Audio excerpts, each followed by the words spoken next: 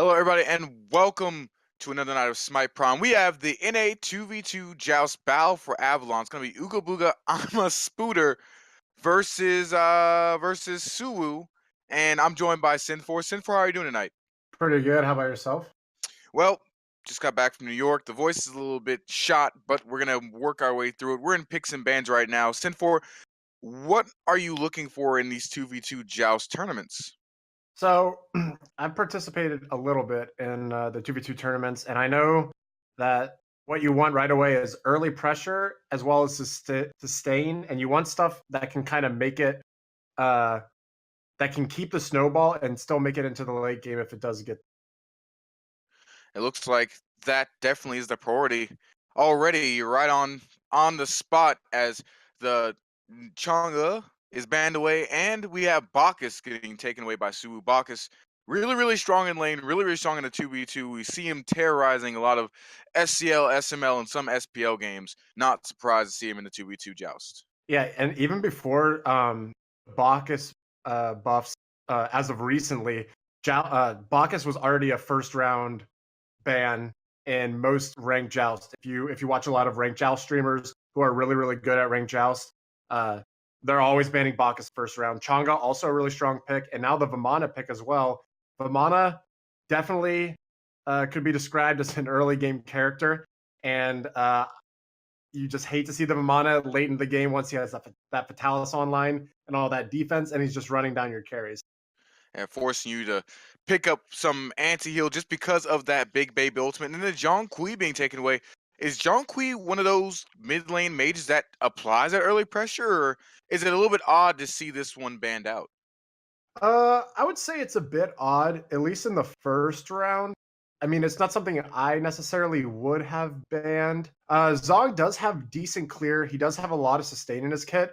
I think the biggest thing about Zong, and maybe the one reason that they wanted to ban it out, is with that ultimate. He has so much AOE possibility, and with the Joust map being much smaller, one lane, it's gonna make team fights, especially in a 2v2 scenario, just a pain in the butt. Also, Zong can still build very, very tanky while putting out a lot of damage. So it's just something that's kind of hard to deal with.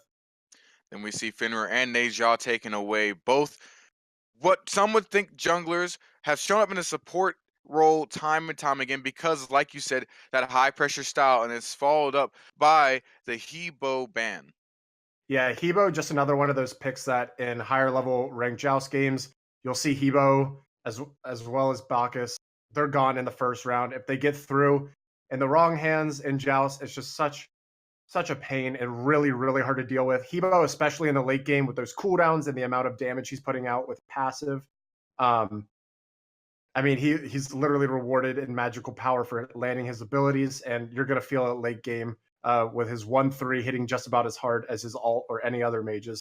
Ardio also a good ban. Just with her stance switching, she provides a lot of early pressure, and she's good. She doesn't really fall off, especially in a joust scenario. I don't think she really falls off throughout the game. And then, like you were saying earlier, Fenrir and Naja. I mean, the entire reason they're picked as supports in Conquest is because they provide good early pressure and they can still do a lot of damage, um, even still while being tanky. And in Joust, where the gold spooling is going to be a bit higher, they're just going to be able to do that even more effectively because they're going to be able to get more and more items online. And in a 2v2 scenario, they can counter build a little bit more. We're already seeing picks locked in, and the Arthurian lore duo, King Arthur and Merlin, both locked in on opposite sides. The mage going up against his protege, and followed up with a Cupid Kuzumbo. So it just seems like Ooga Booga Spider taking a more melee, a more in-your-face approach, while Sue just wants to poke them out. It looks like. Yeah, this is going to be a really odd matchup. Suwu has a good comp, and the Cupid pick does shut down the other two picks. The only problem is they have to hit level 5. The King Arthur Kuzumbo abilities. I'm actually really surprised we did not see a King Arthur ban at all. I mean, Going into the game here, they're just hovering around. Looks like the King Arthur and the Kuzumbo electing to both go with the Warrior's Blessing early, stay a little bit tankier. Oh, I'm back. My headset got unplugged. That's what happened. Feels bad, And man. So Kuzumbo, King Arthur, just clearing out the wave. They're going to be looking to pressure this red buff. Red buff early can be a big factor or a big decider on, where the game's going to go. Can I be heard? Yeah. Am I operating? And There we go. And a little pressure onto the Merlin here, but he's going to be all right. We're already seeing a little bit of that range approach coming out for the side of Suwu, but King Arthur, he's just so strong in lane, and now he has a 2v2 with the Kuzumbo. I mean, none of this range is having any use so far in this early stages of this Joust match. Yeah, like I said, the big issue for Cupid is he has to hit level 5 to get that that ult online that's going to cripple them and really shut down King Arthur so that they can focus him with the damage. And it looks like right here, blue team's just going to be able to pressure the red buff so effectively. And Merlin can't even... Merlin's biggest ability here is going to be that fire, which shreds prots. And there's so many abilities on the other team that are going to be able to interrupt this. I just think it's going to be very rough for a long time for red team. Yeah, I was trying to say before my headset unceremoniously cut out that if you've been paying attention to SPL, you've seen the variety one before. You've seen how dangerous King Arthur can be, and he really doesn't need a Kuzumbo to help him out. That extra pressure that he provides Kuzumbo with the 2, I mean, with the ability to just run up in people's faces as a tank. 2.0, he doesn't even have the items really yet to do a lot except for wave clear, and it just makes it like even harder. Now they have the pressure onto the damage camp, and you already see the Cupid trying to apply even more as they push out the wave. So now I think some people would look at that fight and say, oh, that was split calls. The Merlin broke off to the red and the Cupid ulted. Now there's no follow-up. I think really what's going on there is Eric throws out the Cupid ultimate ability because he knows one of them has sprint, one of them has shell. I can definitely force an active here. We're not looking to fight too much early. I just want to force stuff so that if we are pressured into a fight, I know what's gone and we have at least a little bit of an advantage. They have so much more sustain actually than blue team here. What looked like an easier red buff for blue team early is now right into the hands of red team with little to no effort, and they're going to get out scot-free. You know, they're going to get off those backs. Merlin trying to build a little bit tankier. He's going to have the gold for those items. And, I mean, Red are playing it pretty smart, I think, for the dire situation that they are in.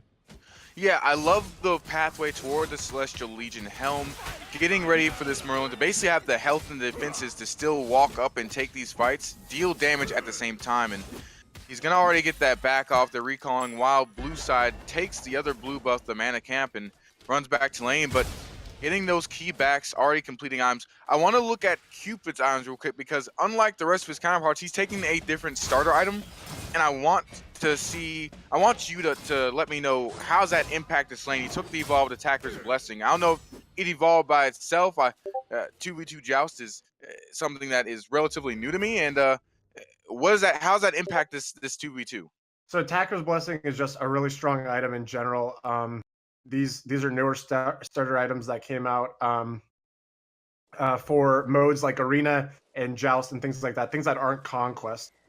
Basically, you get stacks on attacker's blessing by doing damage. Oh, but real quick, we got a fight here, and Cupid up in the air. Doing damage. The ultimate from King Arthur comes through. Eric has trying to run away. Kuzumbo is still there. He also has his 3. He's going to try and turn him around back into the middle of the fight. Eric still slowly trying to get out, but it won't be enough. Reform finds the kill, and now King Arthur is all alone. 2.0 will get ran back again right into the wall. Has to take that U-turn because he gets stopped by Officer Eminem. He's able to blink over the wall using that Merlin ability, but already first blood going over to blue team. And I think red team underestimated how tanky they are. Ooh, but Merlin gonna be able to dodge a couple of the Arthur abilities. And King Arthur taking so much damage, he's gonna fall.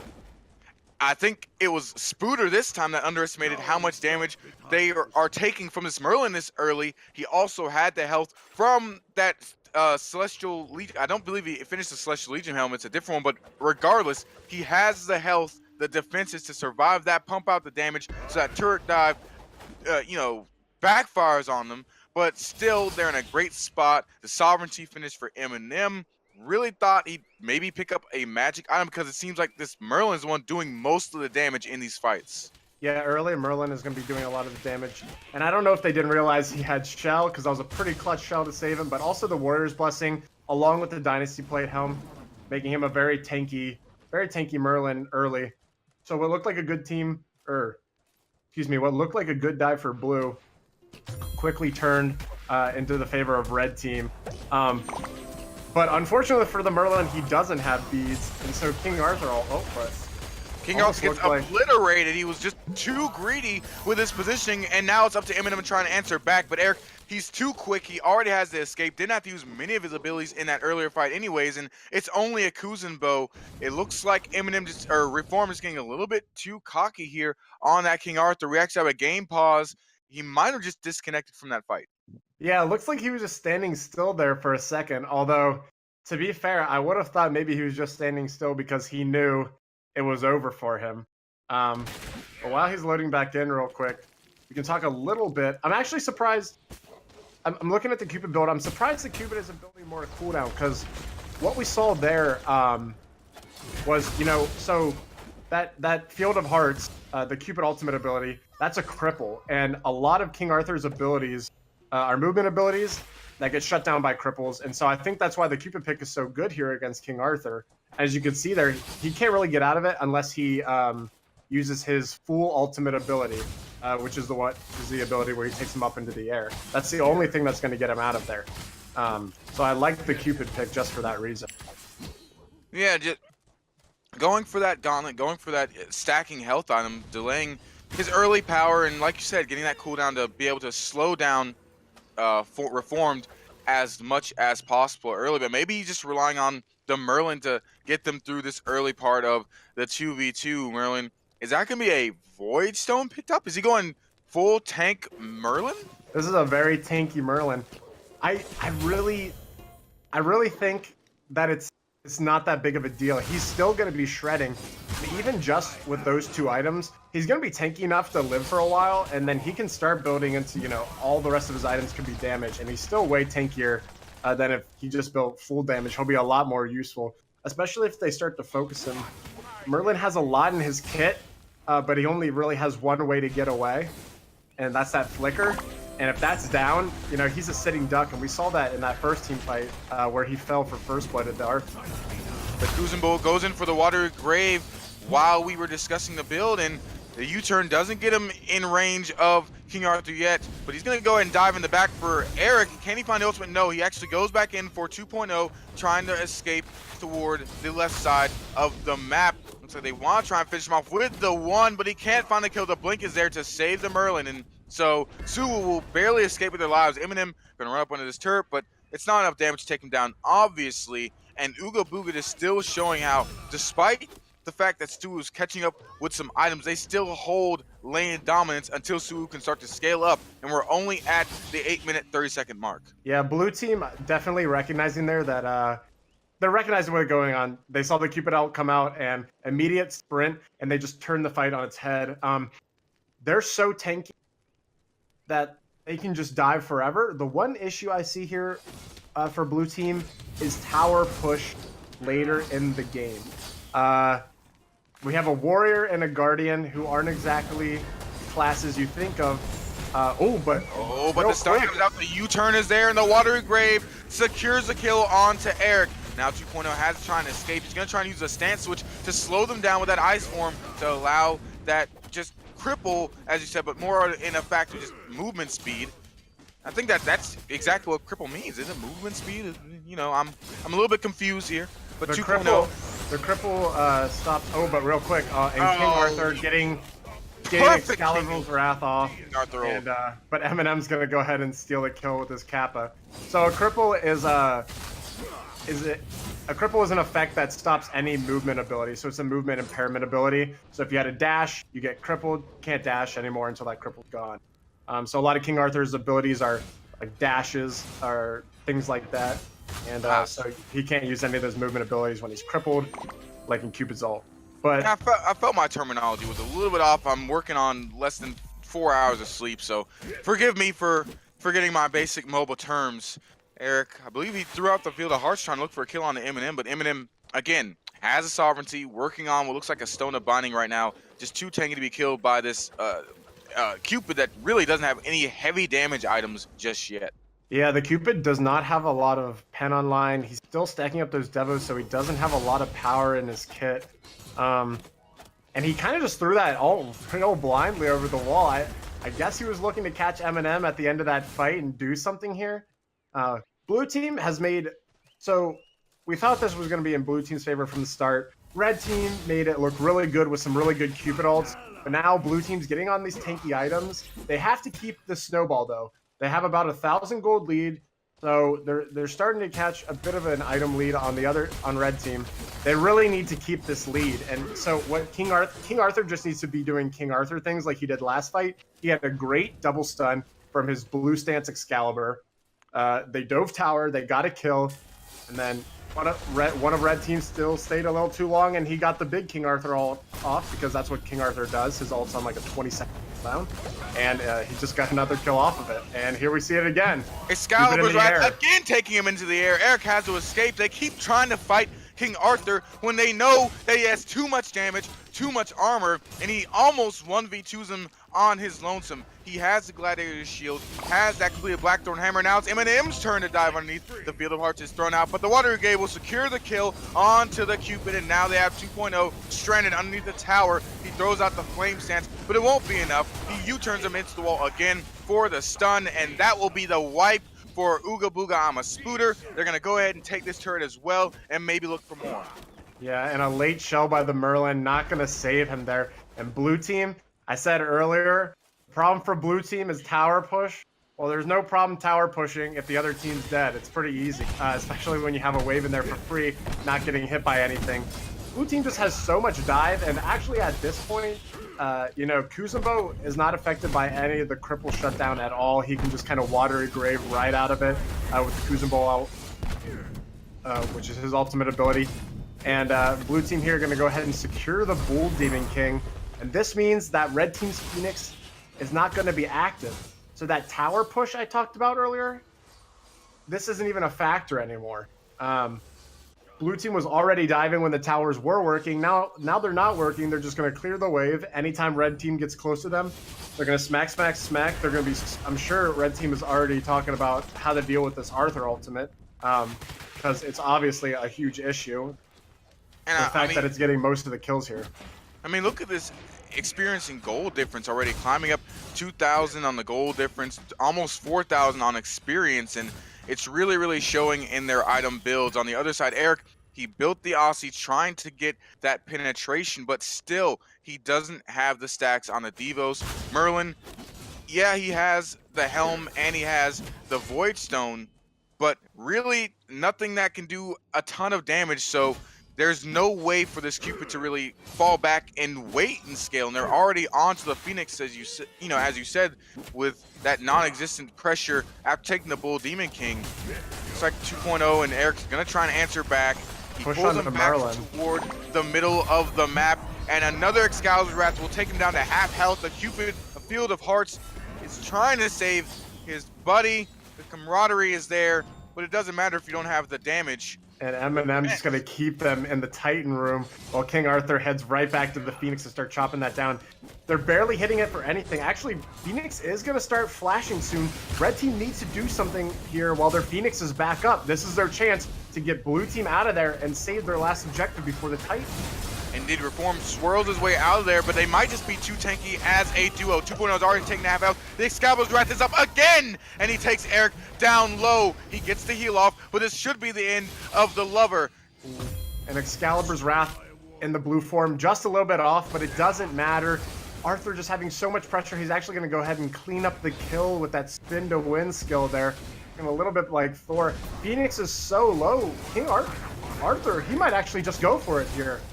Looks like he will. The flame breath coming in from the fire stance, trying his best to kill off Reform, but he gets the Phoenix, he gets the stun on the Sunder, he knocks him up, knocks him down. The swirl will secure the kill, and he'll spin his way out with style on his gold Arthur skin. Grabbing the deicide there. I guess it's hard to say deicide when it's only two people, but King Arthur just doing so much in those fights. I think people, I don't know, since King Arthur's been out, I feel like a lot of people are saying that Glad Shield is the issue. And I feel like they're just forgetting that King Arthur literally has 8 abilities that can proc it.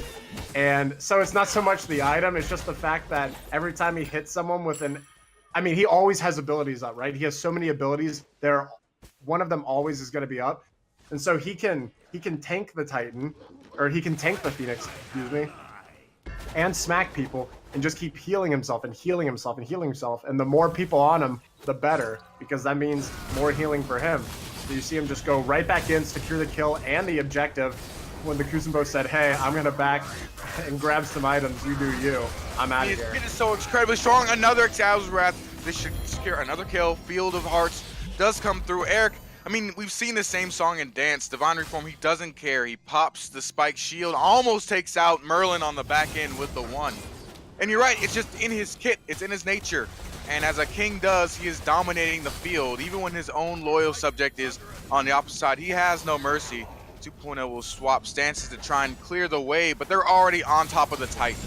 Yeah, blue team here, they're really looking, I think, to put some AoE damage onto the Titan while they keep red team off. They know they're tanky enough to probably survive the damage from red team. Problem is, the longer you stay on Titan, the harder he's going to hit. So I think they need to back up here, get a couple more items online. There's nothing wrong with that. Even if the Phoenix comes up, it's probably still a free Bull Demon King for them. Red team probably doesn't want to take a fight outside of an objective like their Phoenix or their Titan. So they just need to back up to secure this win. Grab a few more items. They got the red buff. Get the Bull Demon King, so the Phoenix doesn't matter if it respawns. And then push down that Titan with a couple big fire waves. I would be if I were blue team here, I'd be looking to force some actives out on red early. So it makes the fight at the Titan just a little bit easier for them because they are tanks. They're not going to burn it like a Merlin would burn theirs. Yeah, and then a double Genji's guard on both as well for the extra defense. And I'm loving the Divine Ruin onto the Kuzenbo, just knowing that Kuzenbo does scale with AP enough to make it a viable item, and it shuts down the healing from Eric on his Cupid. Just really, really smart building from him on the other side. I mean, Spirit Mages from the Merlin trying to get some damage now with some penetration, but it might be all too little too late as they're starting to push in toward this Titan, and the Field of Hearts comes out. I don't think it's going to be enough, though. The stun's there, but they're still doing just too much damage, and they're too tanky. They're just not falling. I mean, it seems like Su is doing absolutely nothing to them. Yeah, and Kuzenbo with the push in, looking for the damage out of the Kappa, but he does get the flicker off in between the hits of the Watery Grave. King Arthur popping thorns, going on to Cupid here. Spin to win, looking for it. Eminem's very low in the back, but there's the Excalibur's Wrath. He finds that. Gonna fall. He'll find more. Eric comes back in, but so does Eminem. The Kuzenbo was canceled out of the fight for a minute because he was taking a lot of Titan damage, but he comes back to help out his duo. And there goes the Titan. There goes the win. And Ooga Booga Ama Scooter is your champions of the Battle of Avalon North American 2v2 Joust. What a game there. I really thought, I don't know, I hate going into this kind of situations with two tanks thinking, oh, it's going to be so hard to push and joust. And then you just see something like that. Yeah, and it just changes your mind completely. It's your solo laner's, it's a solo laner's worst nightmare on the opposite side. It's a King Arthur who just runs at you, has enough sustain in his kit and damage to not even care, or a Kuzenbo who you literally get punished for actually trying to fight him. And there just wasn't really much 2.0 or Eric could do from the get-go. But Sin, I loved how, even though, like you said, they're supposed to be tanks, supposed to be melee gods, they still stayed in the face of these ranged gods of Suwu and weren't afraid to take these early fights despite the threat of poke. Yeah, they really put up a good fight early, but I don't know. I like the idea behind the Cupid pick. He just didn't get enough damage online early. As you can see, only about 8.7k damage by the end of the game. Just he didn't finish the stacks on the Devos. He didn't get a lot of pen online. And because of the lead that Blue had, they're always going to have more defense than he is. He is going to have damage or penetration. He actually didn't have what should have been an Executioner. He turned into an Aussie, which got shut down by a Divine Ruin. And all he had was a Void Shield for penetration. That's simply not going to cut it. And so he wasn't going to be able to do much against those tanks by the time they got all those tank items online. They pretty much built full tank and still ended that game that quickly and did that much damage. But if we're looking at MVPs here, I think I know who we're throwing it. it has to be reformed. I mean, the It Crucible has did to a be the lot, but king. Has I to be the mean, king. goodness, at one point it didn't even need Kuzma. It was like Eminem. It was good to have you here. Maybe you can throw some of your mom's spaghetti, and we can have a little bit of a feast. But otherwise, Reform just took over after those early stages. So I have to agree with you there that the MVP being Reformed on this King Arthur. And now we're gonna go to a quick break. When we come back, we're gonna move into our 5v5 Conquest Finals. Don't go anywhere. We will return shortly.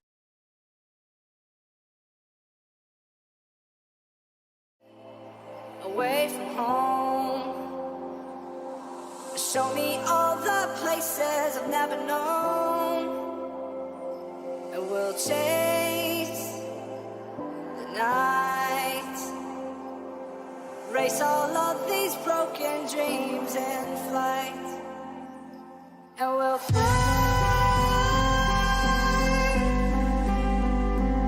We'll fly.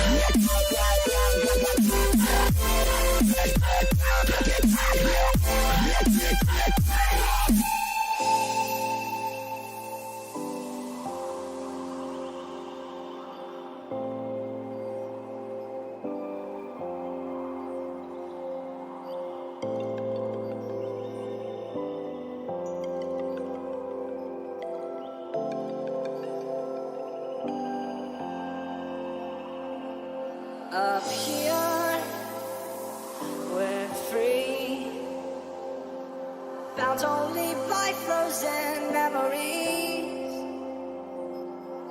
lost in time, racing all these broken dreams tonight, and we'll fly.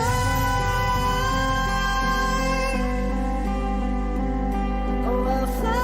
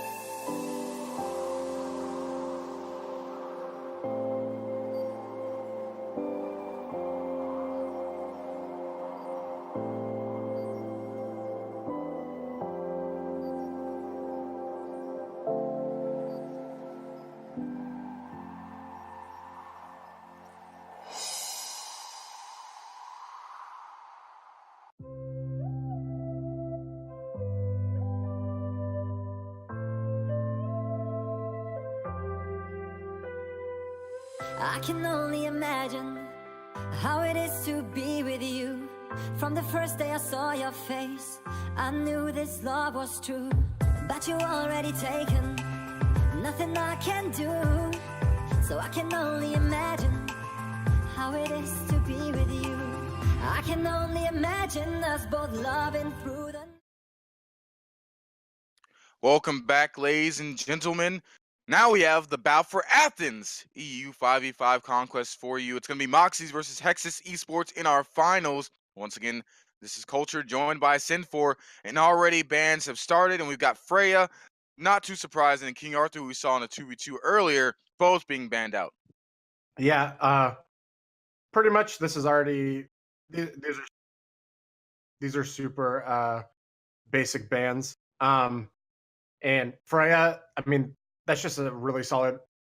That's a really solid first ban. She provides so much pressure in the duo lane, and it's kind of the same way with Arthur. I would never want to go against a team with a Freya in one lane and an Arthur in the other. It's almost guaranteed for the side lanes to win somehow. Vamana also very good ban in terms of earlier pressure gods, and it's a flex pick. You can see that in jungle or solo. I wouldn't say support as much, but I mean we've seen crazier things.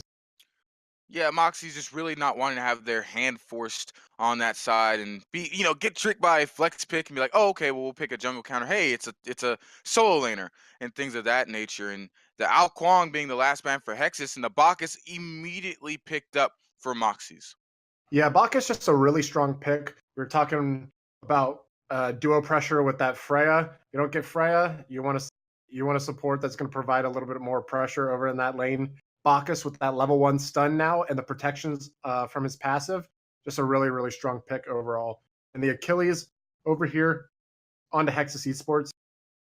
I really like the Achilles. He provides what they actually banned away.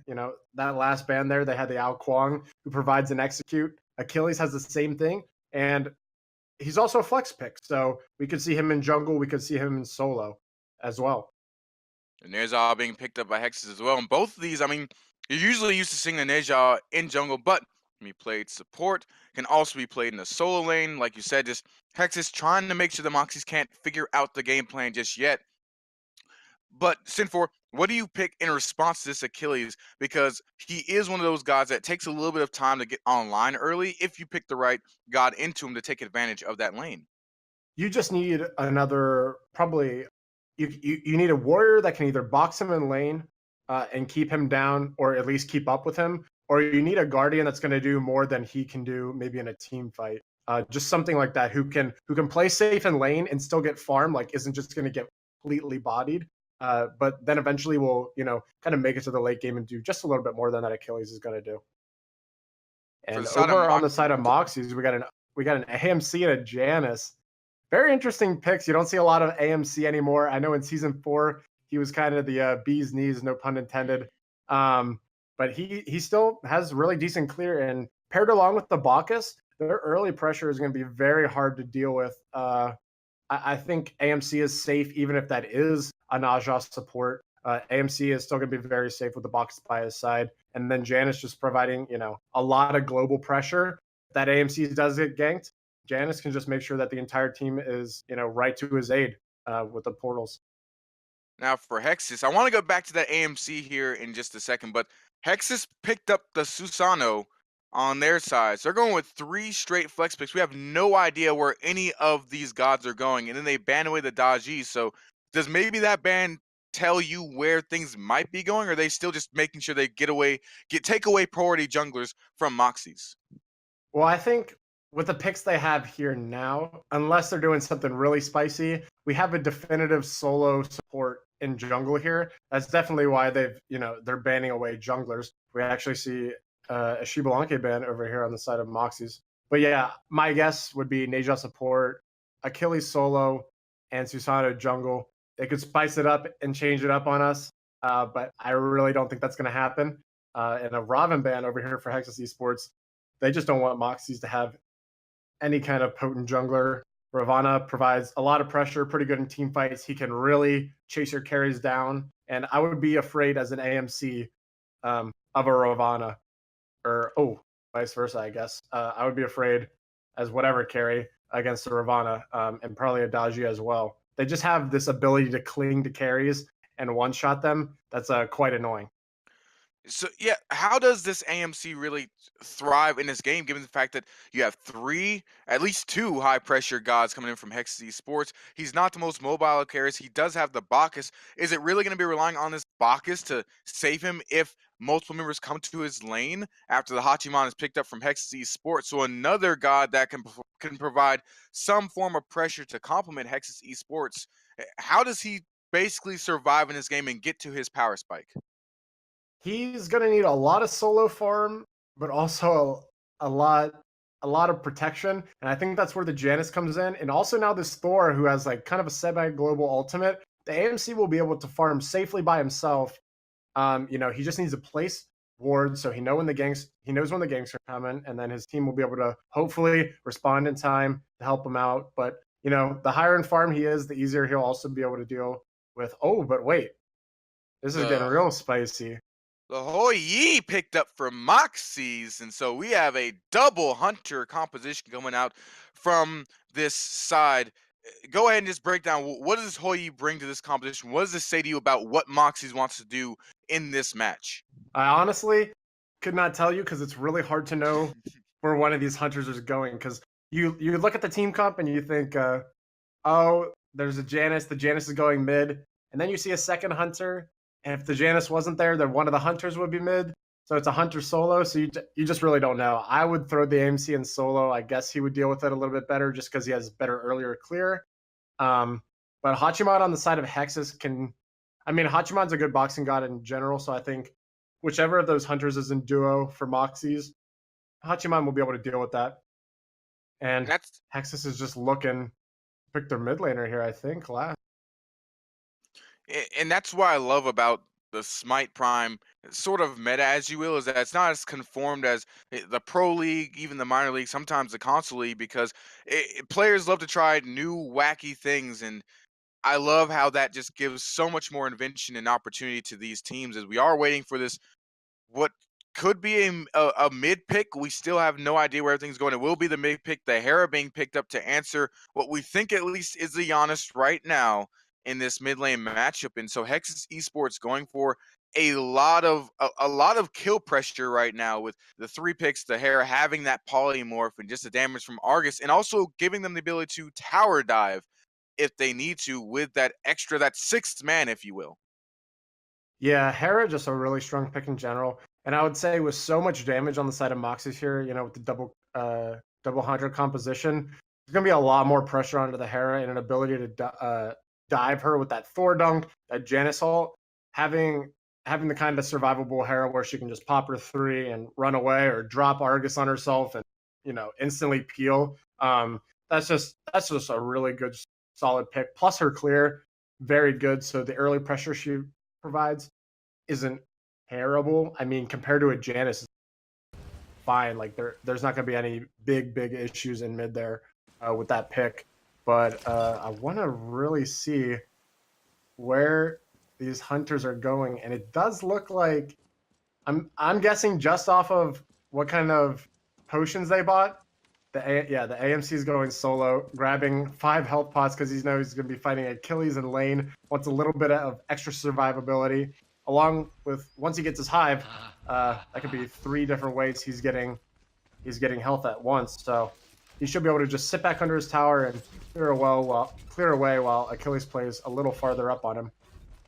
But Sin4, we discussed before this game started that to counteract this Achilles, you need a solo laner that's either a tank that can do more than he does, or maybe someone that can box with him. Yes, the AMC does have that extra range, but does this maybe give Achilles a little bit of breathing room? He doesn't have to necessarily try to fight the AMC over and over. He just can survive lane maybe easier because at some point he can try and all in on this hunter. Right. So I think the idea behind the AMC here is he is going to be he's probably going to outclear the Achilles a little bit in the early game. And then the threat here is kind of something that you would see in ranked, I would almost say. But like you say, it's a Smite Prime meta. I have a feeling he's going to be doing a lot of split pushing, whereas the Achilles is going to look to rotate fights more. But that AMC is a threat. He burns objectives with that attack speed from his hives. Like, he could be a big threat, and it's going to be really interesting to see how Red Team tries to deal with it. They're actually going to secure the red buff on the left side here. Yeah, I was gonna say, talking about threats, it seems that that early pressure from what we now know is a support Najah has gotten them the red buff, which is key because that means that this Hera can sit here in lane and not be afraid of getting blown up by Giannis, who really early can do a ton of damage. Looks like, however, to answer back, their purple buff has been stolen by Astiniax, and now they can run away with it. He's stuck in his jungle. The rotation is coming in from Hexus Esports. They're also starting up this red buff, but they don't know that they're being pinched right now by the side of Moxie's. Ooh, and a good ring bounce out of the Neja secures the red buff, but that's so unfortunate. Janice tried to take the portal out, and his teammate portaled in. And now they're both in trouble, and they're both gonna fall there. Yeah, Hoi, he tried to find his way out, but then the Hera brought him back into the fight. They delete him. Now it's just the Bacchus. He's going to try and find a stun to survive, and that might be able to get him out. But overall, a 3-for-0 in favor of Hexus Esports because Moxie just seemed to overstep, be a little bit too greedy. They could have taken that purple buff and got out. Instead, they decided we're going to go for the purple and a little bit more. They get punished, and now you can already see a slight experience difference in favor of Hexus Esports, but it's really that gold almost reaching 1,000 now for this red side, and we're not even 3 minutes into the game. Yeah, red team just had the better early game fight there, and it was just really unfortunate that the... Oh, wow. Good grief. Really good Hoi bounce there. I think he had the mark there for the knockup, so he kind of lined it up for himself. But I like that duo is still playing very aggressive like they were before. It really was just an unfortunate fight. I do like what they were doing with the buffs. So they backed off early and didn't take the fight in the 2v2 in lane. You know, they secured their own purple. Red team got their red, but then the Bacchus stole away their red team's purple with his flop. It was just they bit off more than they could chew with that fight at red, and that's all there is to it. Yeah, I don't like, however, the bottom lane not the bottom lane. I'm sorry, just got back from casting a League of Legends tournament, people. My bad. The duo lane of Hexus Esports. I don't like how they maybe seem stupid by then being over aggressive themselves and then dying to Flurry Q and Astiniax. Just why would you give them back that lead? And now the stun coming in from the Neja, but it really just evened out at least that dual lane. In other lanes though, an advantage is being carved out by Hexus Esports. In the mid lane, a little bit, not much, but it's getting there all across the board, especially in the top lane. Already that Gladiator shield being built by Achilles. Yeah, so it seems like, but a little pressure on the mid. Janet's gonna be in a little bit of trouble here. The auto cancels are good out of the Susano. He's gonna take a little damage from the tower, but it doesn't matter because there's no one to follow up on it. And he's gonna secure those right side cans for himself after securing the life of the Janus. Really good play by the Susano there. Susano, one of those junglers, like I said, that can just follow you to the ends of time and space if you're Janus. Janus can put up a portal, but if that Susano's around him, Susano's going to come right through the portal with you. So Janus needs to be really careful about either waiting that out or dodging it so he can't get teleport off, and he can play safely and kind of skirt around the fight like a Janus wants. Yeah, it's all about that stickiness, and you can just tell that Itori just was not expecting that much damage coming out from this Susano, and now it forces Kha'Zix to come mid and help him push out the wave. He's still going to be pushed in. They move toward the speed up, but he might be followed here by Fire Jag. Gonna walk in, and Aja, if he can find the sash, they might be able to steal out. It's going to force Kha'Zix to take a little bit more time. In the mid lane, Necrodad being taken low by the Bacchus, and it's just a forcing of the jungler and the support of Moxie's to roam up toward the mid lane. That's how impactful that one Susano gank seems to have been for the side of Hexus Esports. Yeah, and this could spell trouble for the AMC over here. He did elect to get Aegis and not beads. And now, missed stash by the Neja, but the ultimate isn't going to miss. He's going to go ahead and take the life of Frozen. 5th kill for red team here. But the follow-up will come through from Moxie's. The stun is there, but not on the member that they wanted. Itori has to book it out of dodge, and now it's just the Bacchus up to try and clear the way, but it's a 3 versus 1. Itori has the recall, so clean fights from Hexus Esports nets them a 5-1 kill lead. Overall, the gold heavily in their favor, already about to cross the 2,000 gold differential mark, and now Firejack going for an even deeper invade, but he's been spotted on a ward, and we'll see how Moxus decides to collapse and deal with this pressure. But in the mid lane, Necro Daddy finds a kill. Susano again in that lane, pressuring this time the Thor, and finds another kill.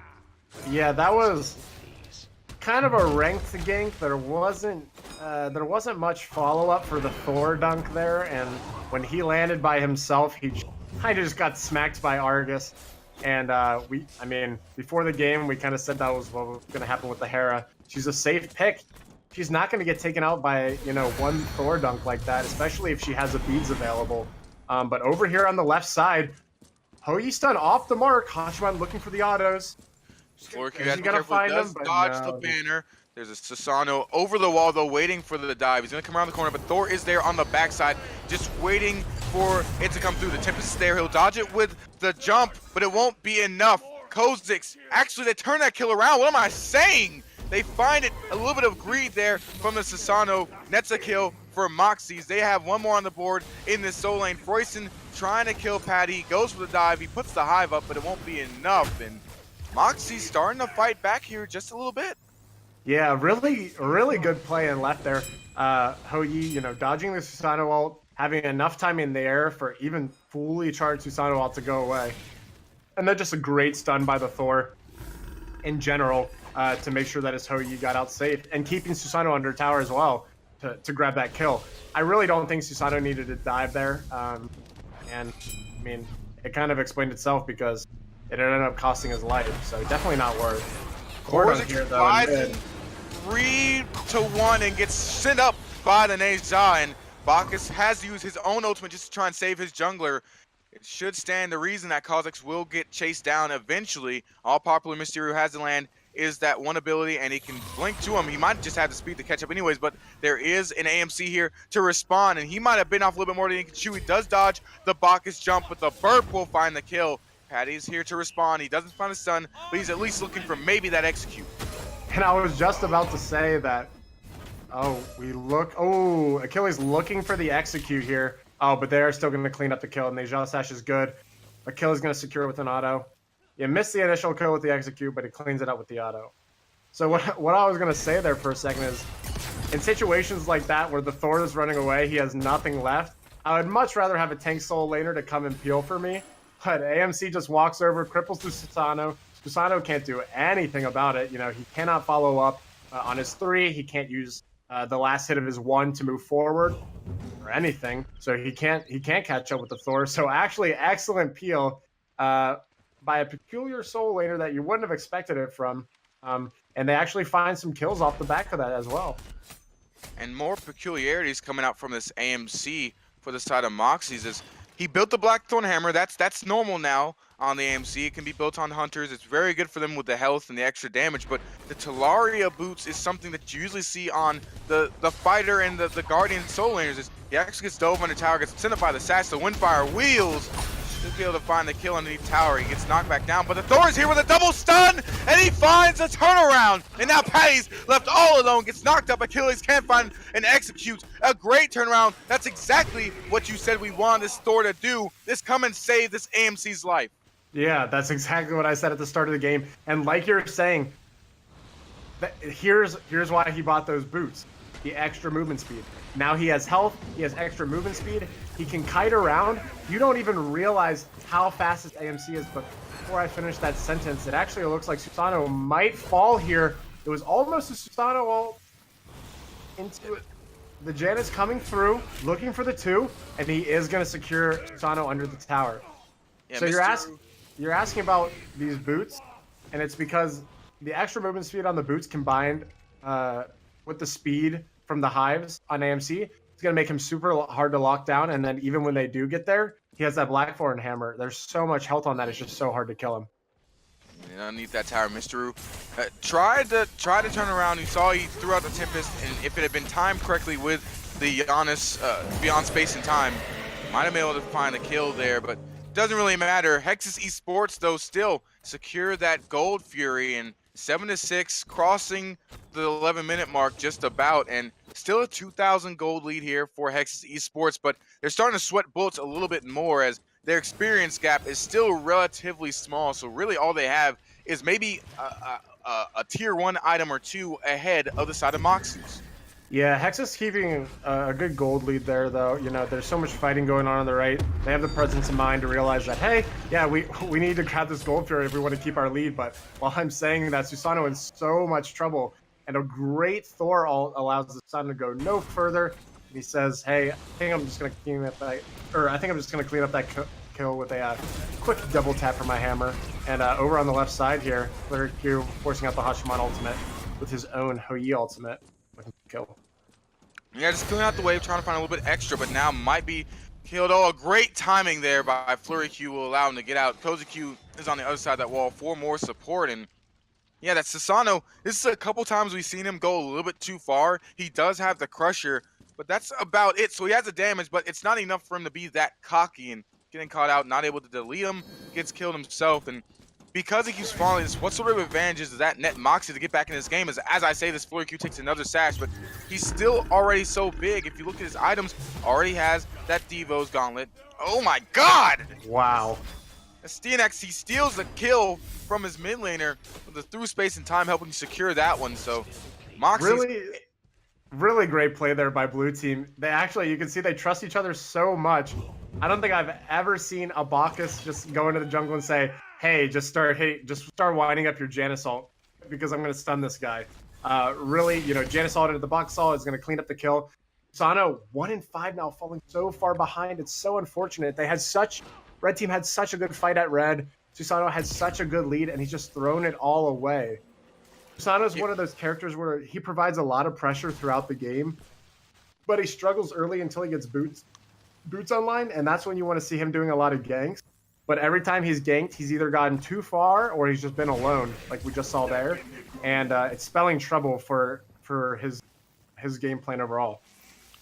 Yeah, and it's just really slowing down the game, it seems like, for Hexus Esports, and that's exactly what Moxie's wants, is the Bacchus, when another sash was able to escape with the belly flop, and yeah, it's slowing down the game, and that's exactly what Moxie's wants. They have all the tools for once their scaling gets online, you know, once this Giannis completes maybe his Obsidian Shard or Divine Rune. Looks like he's going for a Spear of Desolation, possibly. But overall, the point is, once they finish these items, they can really take a fight to Hexus Esports, and it's Hexus Esports has to be careful with how they decide to go about their rotations and go about their play across the map. Yeah, they just really need to play way safer. I think they're underestimating all the mobility of the Thor and the Janus, and it's starting to catch up with them.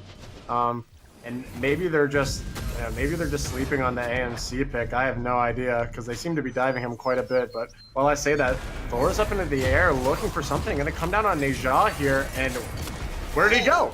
He found the stun, but he immediately gets hit by the Argus and the through space and time, and is wiped off the face of the earth. But now it looks like Moxie's has the faculties to fight back. The stun is there. Achilles has used his own execute to get out of the fight. He's being chased down by Poison. He surely should go down here soon. The B-Man is there. He gets the kill. On the back end of the fight, it looks like another kill will go over to Necro Daddy. So overall, Hex Esports is still answering back, but the Hoi has just now joined the fight. He might have the damage to turn this one around. He throws down the ultimate, but it really hasn't done anything. Yeah, and now blue team looking to clean it up here in mid.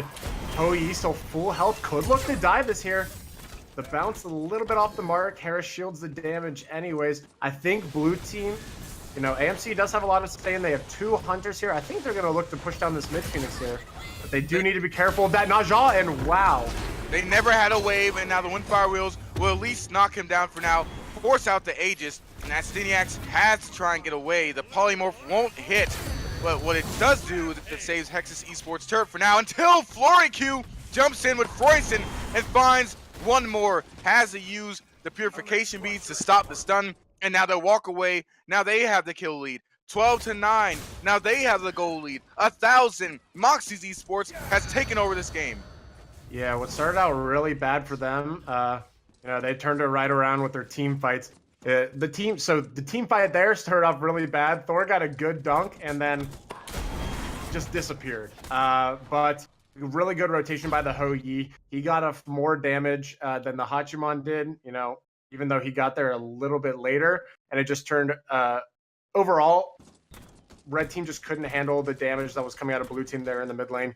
They didn't quite get that mid tower, which I really do think they wanted to push down, but they did for a few kills, and you know, with those kills, they've gotten a bit of a gold lead. But ooh, stun out of the Hachiman onto Flurry Q here. He's in a bit of trouble, but he elects to go in. Yeah, Black Phoenix said, "Don't forget about me. I'm still around." He does find the kill, but Astiniax is able to clean up with his own ultimate. So 1-for-1 trade, Hunter for Hunter. I still feel like that trade is in Moxie's favor. I would say it's more in red team's favor just because the ADCs get traded out, but the Hachiman forced 2 other ultimates besides the Ho Yi one. So he's just kind of, I don't know, he just kind of wins that trades if we're looking at ultimates since, you know, the kills were dead even. And now the rotations come through. They are pinging onto the Arthur. It is an Oni Hunter Fury ready for the taking. If you look at the left part of your mini map, it will be Mysterio. He's going to go ahead and take this tower, but the rest of his team is in trouble, and he might need to come and assist as the stun does come out to stop Astiniax and the Argus. Polymorph gets so much damage and destroys Itori, and now Thor has joined in. Froyson finds the kill on the Necro Daddy, and this should be a clean wipe from Moxie's. The Windfire Rules will be used to buy some time, but it should be to no avail. Although Patty does answer back with 1 assassination, let's see if we can get more of the executes. Yeah, wow, red team doing a really good job. Cool by the Sano. Good job by the Bacchus there to flop right over the execute, but Achilles going to be able to dive. He's so tanky now. He's going to secure that kill anyways with his 3, and I think they're going to look and try to clean up this. Oh wait, they might not be able to. So much sustain now because the AMC has Gladiator Shield, and they're actually going to clean up the Achilles on the backside. He couldn't take the tower for long enough. He's just too tanky, and now he can try and chase down with that extra movement speed from the hives. He slows it down with the honey as well. Fire Eagle's in so much trouble. Itori tried to throw out the through space and time to assist his team, but it was able to be dodged. Eagle escaping barely with his life, but even when Hex's Esports seems to find footing back into this game, Moxie just evens it back out again. However, the gold is now pretty much all squared away. Yeah, I don't know why this AMC is causing them so many problems, but they just cannot seem to kill him. You know, like we talked about earlier, he's throwing a second hammer on there along with the extra movement speed from those boots. They just cannot lock him down. And with the pass from Runeforge, you know, he has so many slows, especially with his bees. He's doing so much damage and they just can't kill him. Kha'Zix, he goes back in again. It seems like he's just using his ultimate off cooldown at this point to find target. He's going to try and help Flurry Q to push out this wave on the left side before they move toward this Oni Hunter. Yeah, and I mean, that's kind of what Thor wants to do. He wants to pressure out all of them. They are actually going to try and sneak this Gold Fury. They do have ward pressure, and I think... I was going to say red team doesn't know, but I think they do, and they're starting to come in. And rough secure by the Janus, but Moxie's does get the Gold Fury there, and I don't know if they want to fight here. They figured it out a little bit too late, and now it should be an easy disengage for Moxie's running away with that Oni Hunter, and so that should give them extra damage on neutral objectives, which Fire Giant has spawned by center sides, and Necro Daddy said, hey, there's no Fire Giant, because you're going to be a down man. I'm going to destroy your jungler and even things out that way, and now Hex's Esports has the opportunity. They're already split pushing in the side lanes. Looks like they're going to take the Pyromancer as well. Great play here on the Hera by Necro Daddy.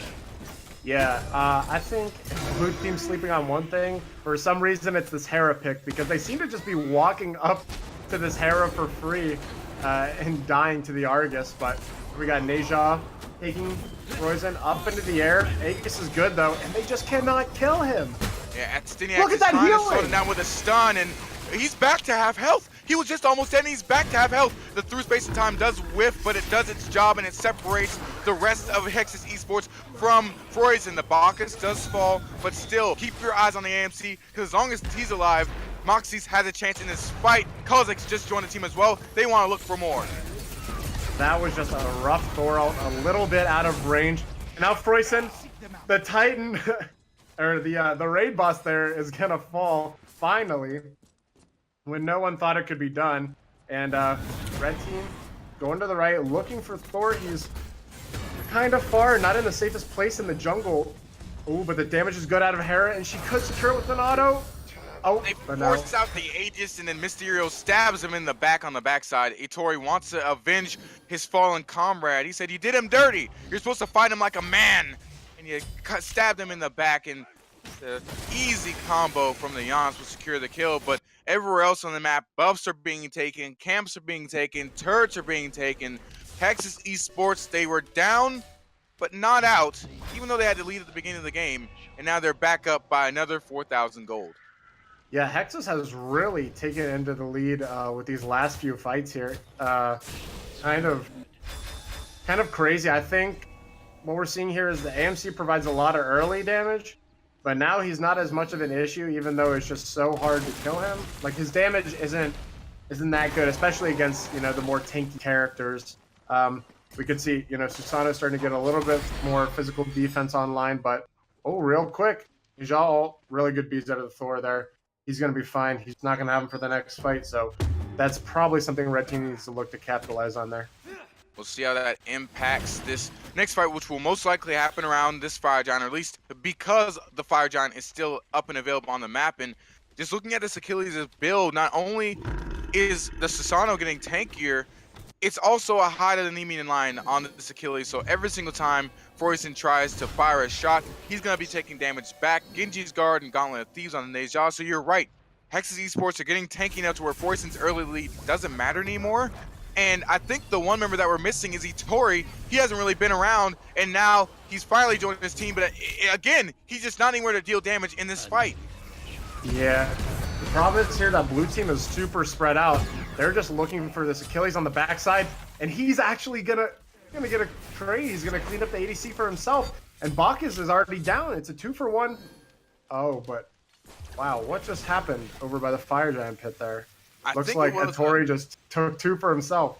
Yeah, I think it was a through space and time from downtown that secured a couple kills. So finally he's able to land the mark and exactly when his team needs him to.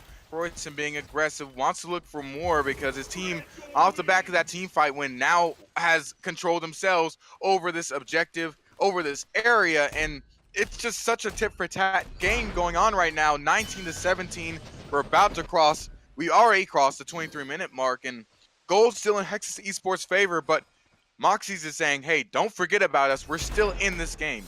Yeah, they're starting to close up that gold lead as well. The real interesting thing is to see whether or not the fight's going to be around Gold Fury or Fire Giant here. Both teams, I mean, it's still pretty even at this point. Hexus does have a 2K gold lead. But I don't know. The team fights, even with that lead, the team fights are so spread out, and they seem to be breaking super even. So it's hard to tell who has, you know, who's in favor here. You know, I can see benefits on both sides. You know, Hexus has a little bit. They're a little bit tankier in their comp, so sieging is going to be a little bit easier for them. But blue team has so much more damage, and I feel like they're always going to be able to get some kind of trade in the fight because of that damage.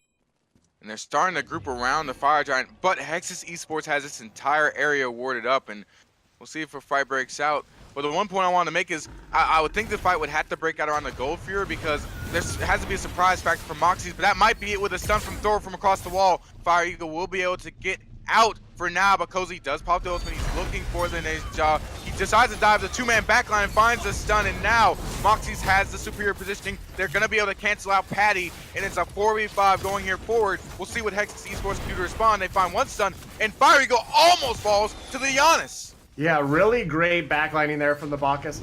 He might be looking for more. Blink in from the Susano. He's going to ult flurry Q. Good beads, good Aegis, and he's going to be able to get out. I mean, all the damage from Susano there. Susano's going to be able to he's going to try and run out of the way on the backside. Oh, actually doing way more damage than the Janus intended there.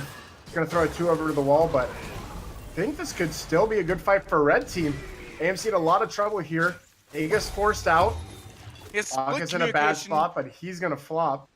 Split communication and split priorities from the side of Moxie's turn this fight around for Hex's Esports. The blink is there, but that's all he can do to try and get out, and he should be able to be chased down, hunted by this Hex's Esports sign soon enough. Instead, they decide to turn onto the Pyromancer. They send Susano to try and find him because he has the most mobility, so that will be the chase down, but he might just buy enough time for the rest of the team to recall and come back to this fight. Thor's going to come around the corner. Asiniax is turned around with the stun. With a dash from Popular Mysterio, we'll be able to get him out of that for now. Yeah, I mean, Good job by the Bacchus there, just kind of buying enough time for his team to get there and help him. Blue team doesn't lose too much except for that Pyromancer. It's going to be able, I mean, they're not going to be able to sneak a Fire Giant now when red team backs because red team's going to be able to get there, you know, so quickly. But other than that, yeah, we just keep saying, like you said earlier, these super split fights.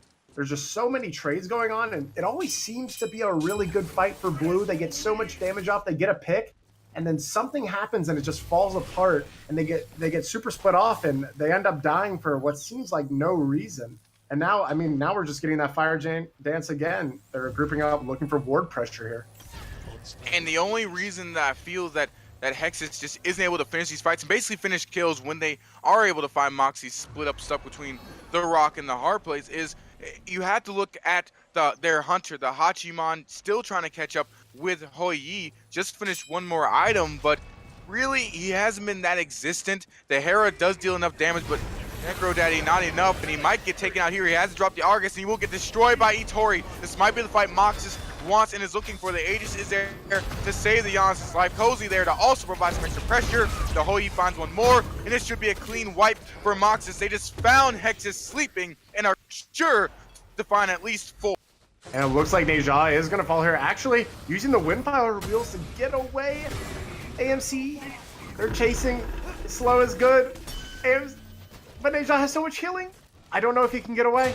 All the healing plus the stun and the dodging as well. Eventually, they do get him just because of that passive from the AMC, but it took so long that it at least sets up the rest of his team to try and push something. And Patty being dove underneath tower, they just want to take this one and leave on that left side of the map. The Hachiman being chased down by Itori. Right now, what's really important is this tower. Patty trying to stop them. He does have the execute available, I believe. No, it's still on cooldown, so he can't even try and pressure this Bacchus, and that's why they're sticking around to take this turret.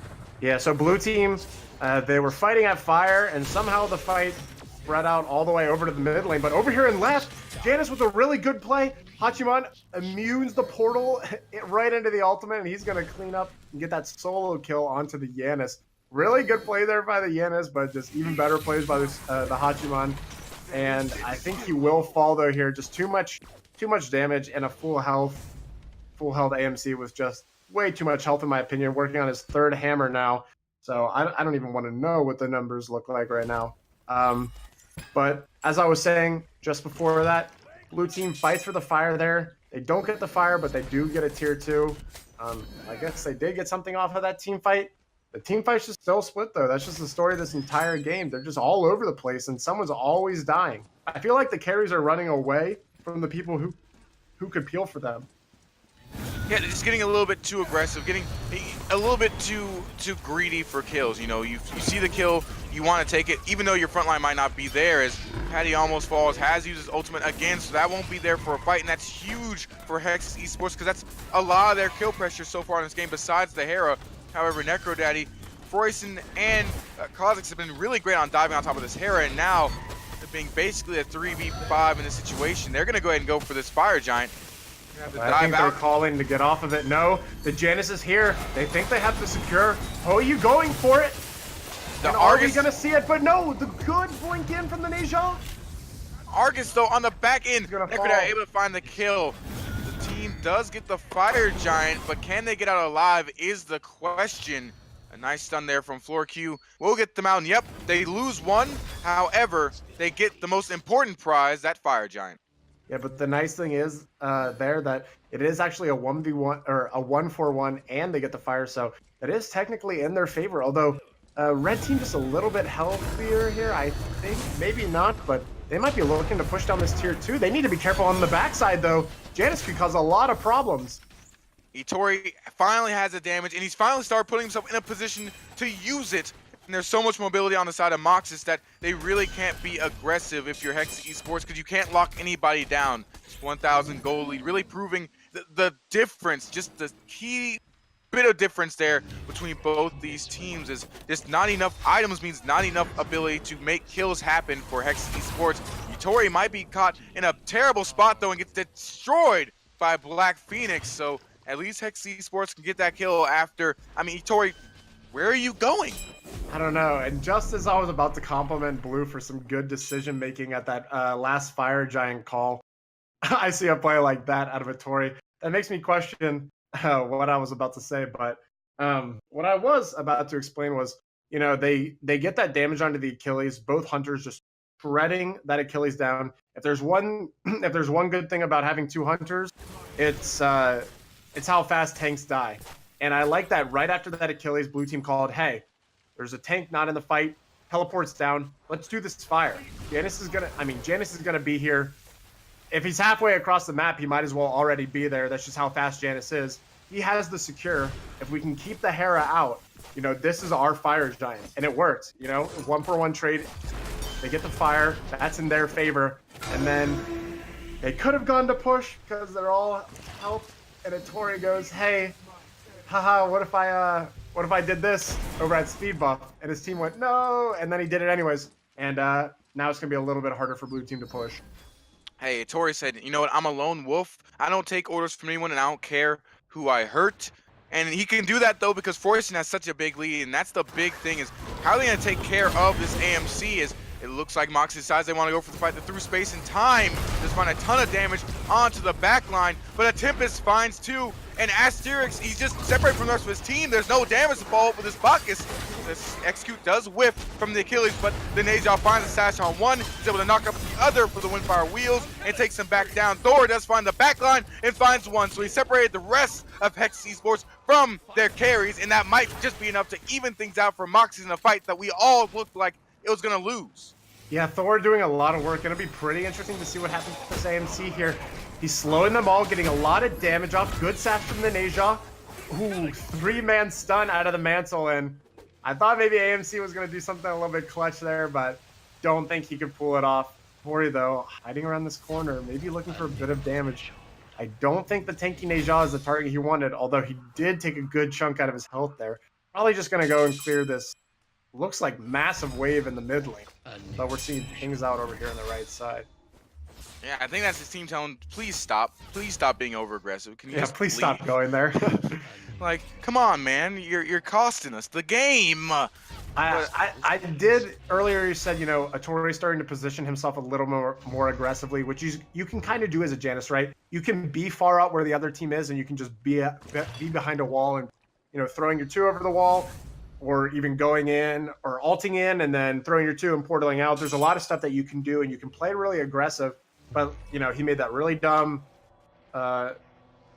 invade at speed. He died for it, and then in that last team fight, he kind of tried to play aggressive as Janus, but he didn't get anything off it except almost one shot by the Susano. And while he did get away, he had to use the ultimate ability to get out rather than to get his team in order to do damage.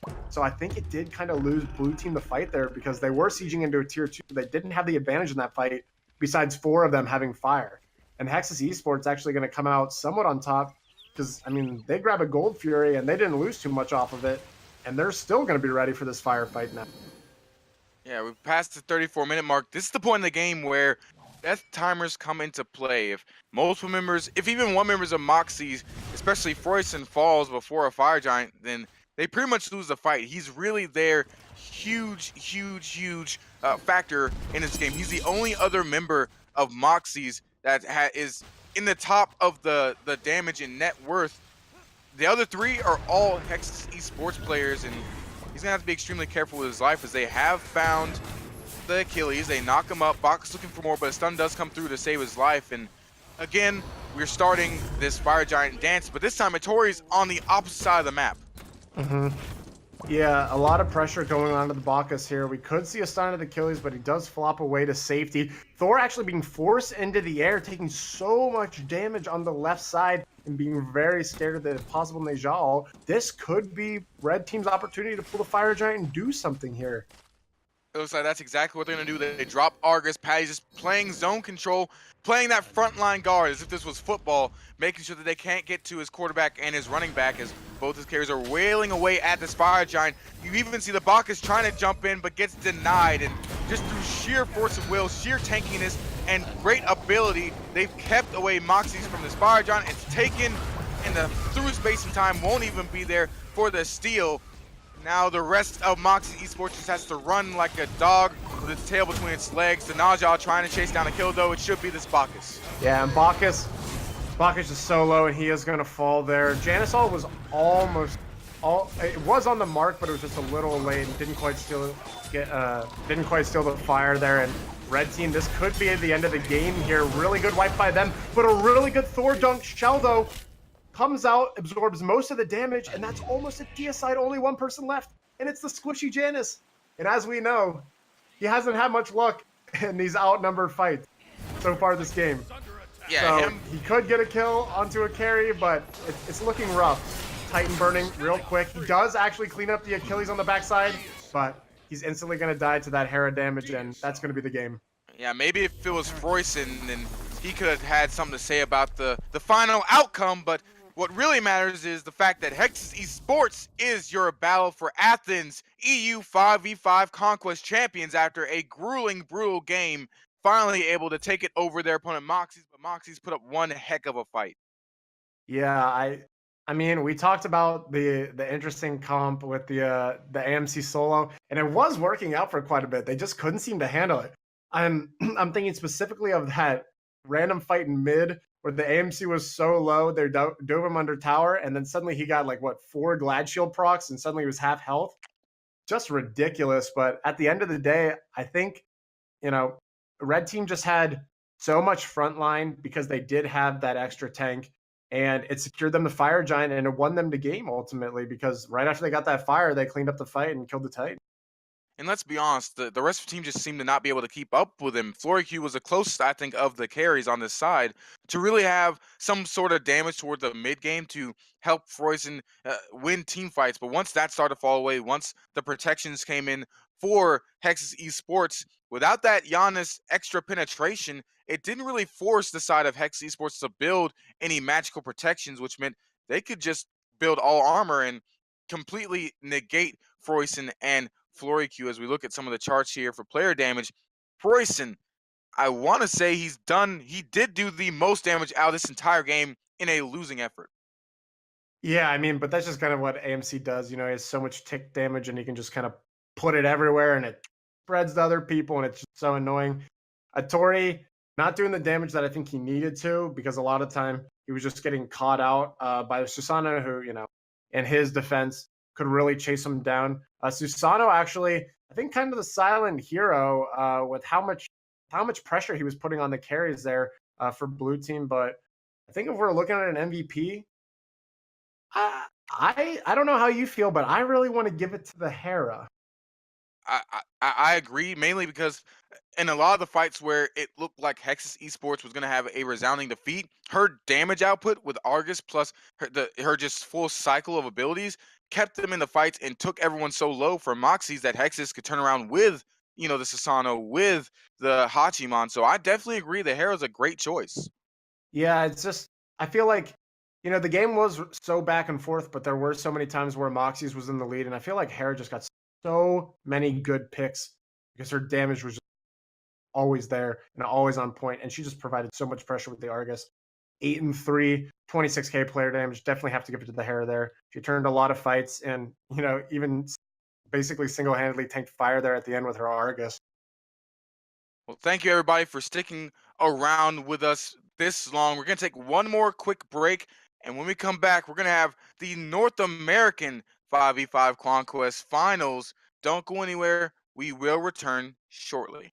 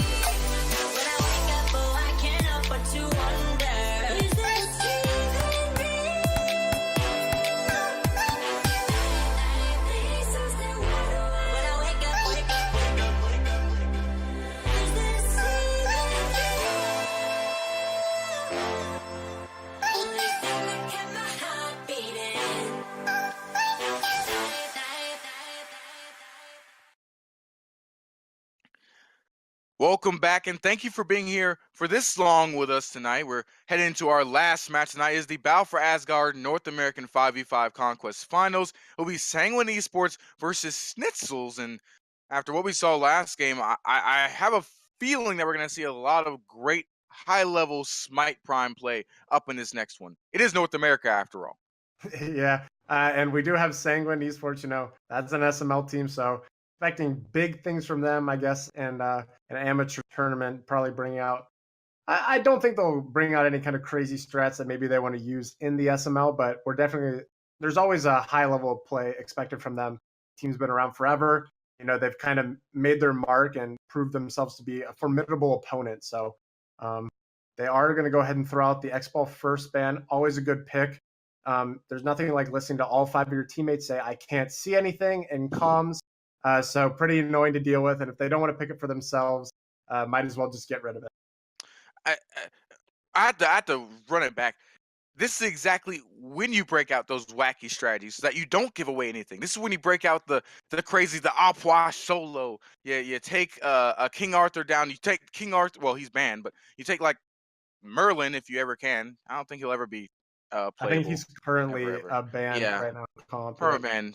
Tears I cry. But the point is, this is where you break out those crazy strategies, so you don't give away anything for the SML. So, or at least I hope they do. But you're right; they ban away the Shibalanke, they ban away the Neja. That combo is terrifying when you can't see anything, as you said, and then you get taken into the Windfire wheels. On the other side, Central is taking away OP picks 1 and number 2, and we're still waiting for our first pick. Sin4, what do you think Sanguine Esports is gonna take us first with? Is before I can finish my question, to take Ardio. Yeah, I mean, like you said, yeah, I guess I could do something crazy and hope that no one expects them to do in the SML because people think it's done as a joke. But their first pick's going to be Ardio, and I'd say it's a pretty solid first pick. It's a flex pick, solo or support, so they can kind of draft around, where the enemy team is going to go. I like that as a first pick. I mean, I don't know if I would have thrown it into the first pick, but they did ban the Naja. They didn't want to play the Fenrir. Ardio is certainly a good counter to Fenrir. They're not going to be afraid to give Schnitzel's Fenrir that I think it's a 7-second cripple on Ardio. Fenrir is not going to be able to do anything, after a certain point of the game. And with how much sustain she has in her kit, I don't think that the Ardio would be too worried about dealing with a Fenrir in whatever lane it went early enough in the game to where it'd like be a problem. That's just not something I would see. So an early pick as a preventative measure, basically to fight away against Schnitzel's possible support Fenrir or jungle Fenrir, another flex pick that's very, very strong. And if you're Schnitzels, what do you pick into this RDO? Because you don't really know where it's going. Looks like I'm going to pick the Hachiman and Ravana, but really just later on in the draft, because I don't expect them to pick both those to address one god. But how do you counteract that in a lane if it goes to support or solo? Who, the Ardio? Yes. Um, so Ardio, the thing is, I think Ardio provides a decent amount of early pressure. So you just need something that isn't going to get bullied out by her. I don't think it necessarily has to destroy Ardio in lane, just something that can handle it.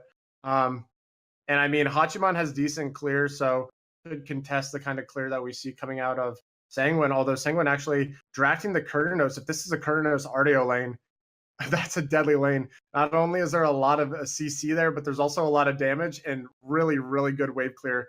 Kern 2 with the extra tick damage at the end, going to be doing quite a bit of damage to the wave there. And Ardio, stand switcher. She has a lot of abilities at her disposal, either throw on enemy gods or the wave.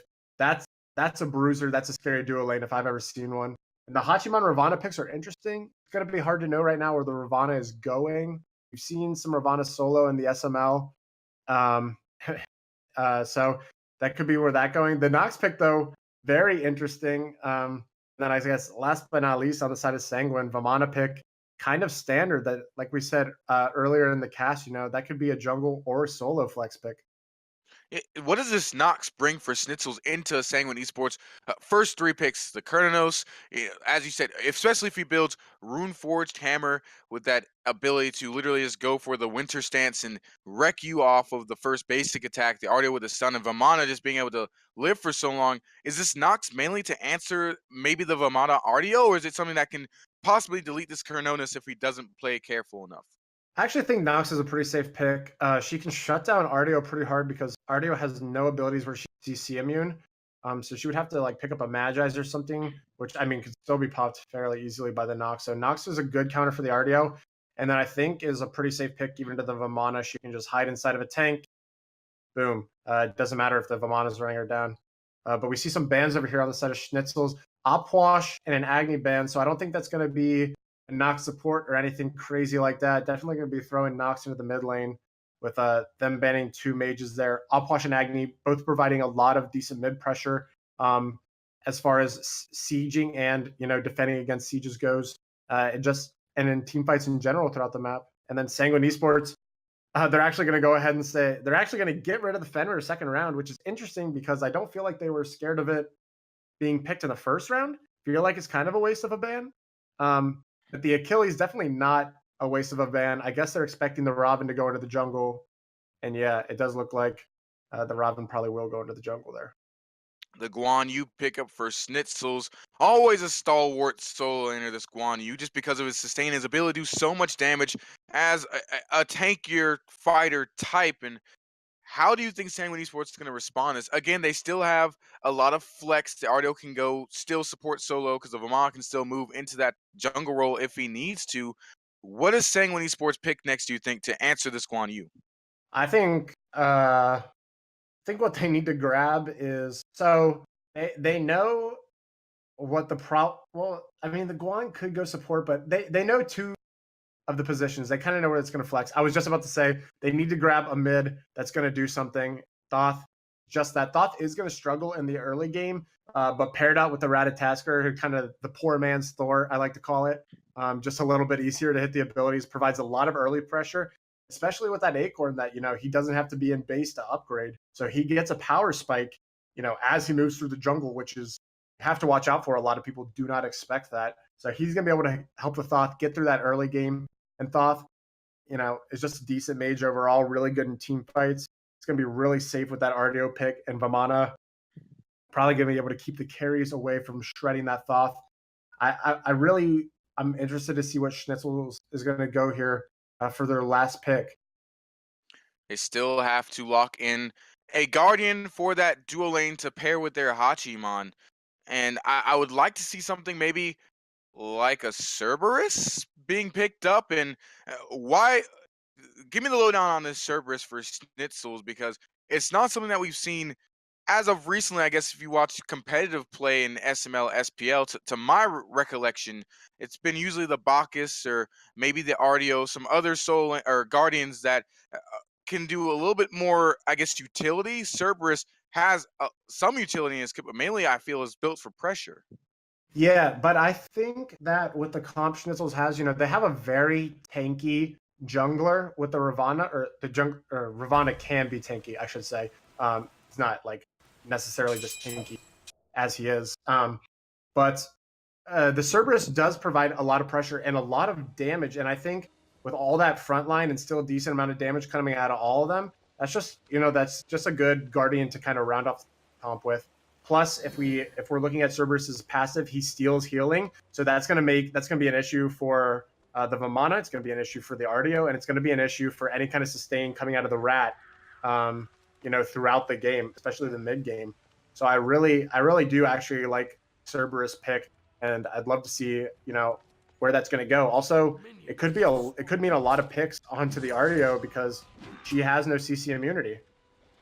Already some early fighting going on in the jungle as Ravana's Yarkor a little bit too far on the wrong side of the jungle. He does have support from this Artio, so maybe a stun can come and help, and it will do just that. They stun him up.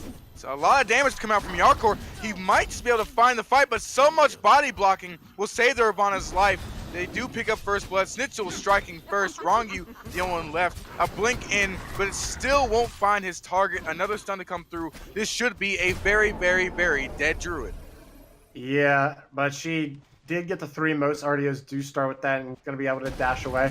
It looks like Sanguine was going for a bit of the cheeky plays that we saw in the SPL. Just new, interesting strategy where the support and the soul laner kind of invade the feed together. A red team, You know, it's so soon after SPL. I think red team was just kind of expecting it. You could see Cerberus hovering around in mid lane. Really good job by the Cerberus there. What he was doing, he was making sure that he could either get to the speed or he could get back to do it. Didn't matter where blue team started. Good presence of mind by red team to make sure that happened and actually dash in here by Netroid, but the two a little bit off the mark and he's going to back up most likely. Yes, dude. There should be no way that Cologne can really catch up with him. He's only level 1, and Netroid playing with that brazen confidence because he already hit the level 2 first, knew he had an escape there, and just trying to run with the lead he had.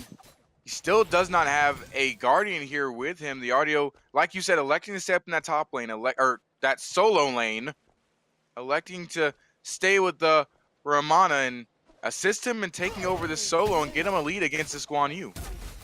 Yeah, so it looks like they're committing to this SPL strat. Veronica not going to take her tail behind her legs and head back over to Duo and say, hey, maybe we should play the game this way still. She is going to commit over here with the Vamana to this Duo lane side, putting a lot of pressure on to the Guan Yu, who kind of struggles early. They made a little bit changes to his wave clear to help him out with that, but certainly doesn't mean he can deal with the 2v1 here. It's going to be... I want to see how red team's response to this because it doesn't seem like they're doing much. They're just kind of letting their Guan Yu get bullied right now. Yeah, the Ravana still clearing the jungle. Did take those side harpies with Nox, but you're right. He's not really pressured or too taxed to help out the Guan Yu. Possibly, maybe, I guess he feels like there's enough sustain there from the survive, but he's falling farther and farther behind of this Ramana. In the duo lane, I actually want to focus on Netroid here because I want to appreciate his adaptability. Most people in this situation would still go for the Runeforge hammer and just go for that power spike early on this Kernonis, but he recognized that he's going to be alone in this 2v1 for a long time, and it looks like he's going to go ahead and go for the Devourer's Gauntlet and just go for that heavy lifesteal, heavy attack speed build. Yeah, this is actually something I've been seeing out of Netroid in a lot of ranked games and from a lot of other hunters as well. Is I don't think the Runeforge is as highly prioritized, but before I even say that, Panatome with a quick dash into the purple buff, and he's going to clean up the Hachiman there. Pretty easy, so much damage coming out, and he's actually going to finish his acorn right there. Just got enough gold off the kill. Good gank by the Ratatosker there, cleaning up the kill, and I think they also got the purple off there. It looks like Netroid is wearing that around his belt right now. Indeed they did, as the Robin has been found out by Yarkor, so they're trying to chase him down. The stun should in here from Artio, and two more members are collapsing from the side of Sanguine Esports. The Thoth did start his ult, but decided to cancel the channel as the Robin was able to escape there for now. And I guess another advantage of having only one person in the dual lane is these quick collapses that you just saw right there, and making sure this Robin is just starved of this entire right side of his jungle map. Yeah, I think the one interesting thing is I don't know if it matters that the but before I finish that sentence, Solo. Where did the Artio go? Where did the Artio go? I guess I should say I think people sleep on Guan Yu a little bit. People forget how much damage his ultimate actually does, especially after he gets the prot shed off his 3 right into the ultimate. He's going to be doing so much damage, as we can see there. Artio is going to fall. But back to what I was about to say is, Guan Yu did actually get the first blood, so I think leaving him alone in that 2v1 isn't that bad. He's already ahead. I think where red team messed up, though, is the fact that Hachiman is level 4, and Netroid has gotten so much solo farm, or level 5, excuse me. Netroid is 2 levels ahead, and he's gotten a gank from the Ratatosker, which means he's not entirely alone, you know? But until he gets roamed on and killed, where are the enemy missing things? Where's my communication? He had no idea Nox was on his way, got destroyed by the stun ultimate, and now all that lead that Kernonis had in the dual lane might just be gone, as now we have another fight in the jungle. Shinto picks up one though to respond for Sanguine. Cologne, it's just a bloodbath from both these teams. Sanguine Esports though on the wrong side of the fight. Yeah, interesting. So Shinto picks up the kill there, but just too much damage, and the Rat gets the late ult off. There's just going to be so much interruption, and fighting in the jungle is going to be so scary with this Nox. You know, she can just silence out all those abilities, and that ult is going to smack at the end of the game. But Deckhair is falling down in the in the right lane here in solo, and Ardio with the little spam laugh, maybe a little bit angry about the fact that Guan Yu ulted her entire health bar earlier. But as I was saying, yeah, this Nox is going to cause problems, and if there's one person who knows how to play Nox, it's anybody with the name Gentle Slayer. I'm not actually sure if that's the Gentle Slayer. I'm not sure if you're familiar. There is a menace of a Nox player who roams the ranked streets and causes a lot of problems with Nox for some reason. Just no one can deal with it. It might just be, we might have to get an investigator in chat or elsewhere, maybe our production team to research that and see if it is he, if it is the mysterious, the unknown, the dangerous Gentle Slayer. One thing I want to ask you, Sinfor, is all this constant fighting, who does it help? Because it seems like for now, Snitzel does have a lead, but it's only 4-3, and Sanguine Esports does have a dangerous composition if it's allowed to get online in time. Yeah, I think what they need to do is they just need to make sure that Metroid stays big. Like, I think this is all dependent on ADCs right now. And actually, an interesting pathing by the Hachiman there. I think he thought he could get all the way around the wall with that horse, but he couldn't. But both junglers are going to follow up, and Rat could be in a little bit of trouble here. Oh, he's just going to sit under the tier 1 tower. Quite safe. We need him able to escape for now, as Thoth was trying to roam around to help him out. The stun doesn't land, though. He's still going to go in. He doesn't use it. He cancels it, then use it again. All he needs is a couple more hours. He does land the ultimate as well, but this bob and weave from Nox is rather impressive. With the blink, saves his life, and because Thoth already used his ultimate early, he can't chase down that kill. Yeah, the Gentle Slayer special is blink first item, or blink first relic, excuse me, and he is able to save his life there, getting away from the Thoth damage. I do think that if he hadn't gotten that blink off, you know, that was 100% a Thoth kill there. Because the dash goes so far with the extended range off of his 3. That's just definitely a dead Nox there. Shoes out of mana. So, but this game, just in general, is just a clown fiesta. Hachiman looking for the autos in mid. Shinto in a lot of trouble. The dash is up. Yeah, he's able to use it to get away for now. Cologne, they decide not to go ahead and chase it. That job is done. They push out the wave, force him to recall, which gives him a lot of priority in Sanguine Esports jungle. It can take buffs, can take camps, lay down wards, and continue to carve out this advantage, or actually try and come back, because they're just 900 gold down, about 1,000 gold down, despite having a kill lead. And this duo lane right here is reminding me so much of Season 4. I'm really wondering how the meta will shape and still see this 1v1 from the Hunters here. They're just sitting there all alone, boxing it up. Nox ult is going to be off the mark, and Jarkor is just in so much trouble. He pops the big baby, but can it be enough to save his life is the question. The heals are there. So is his Ardio trying to provide him with even more. The Rat Toss comes through for Panatome. He can find 2 with this. He does land on top of their head, but enough immunity is there to save their life, and it does give them time to trade out many of these kills. Shinto has shown up, though, finds one more, and now Schnitzel are the ones sent packing. Nash is going to be at 2 for 2. I don't know in favor of who. Oh, but Shinto getting pulled in. Late feeds, but he is going to be okay. They don't have a wave. They're just going to go ahead and clear the wave. Yeah, they didn't have a wave to go for the dive.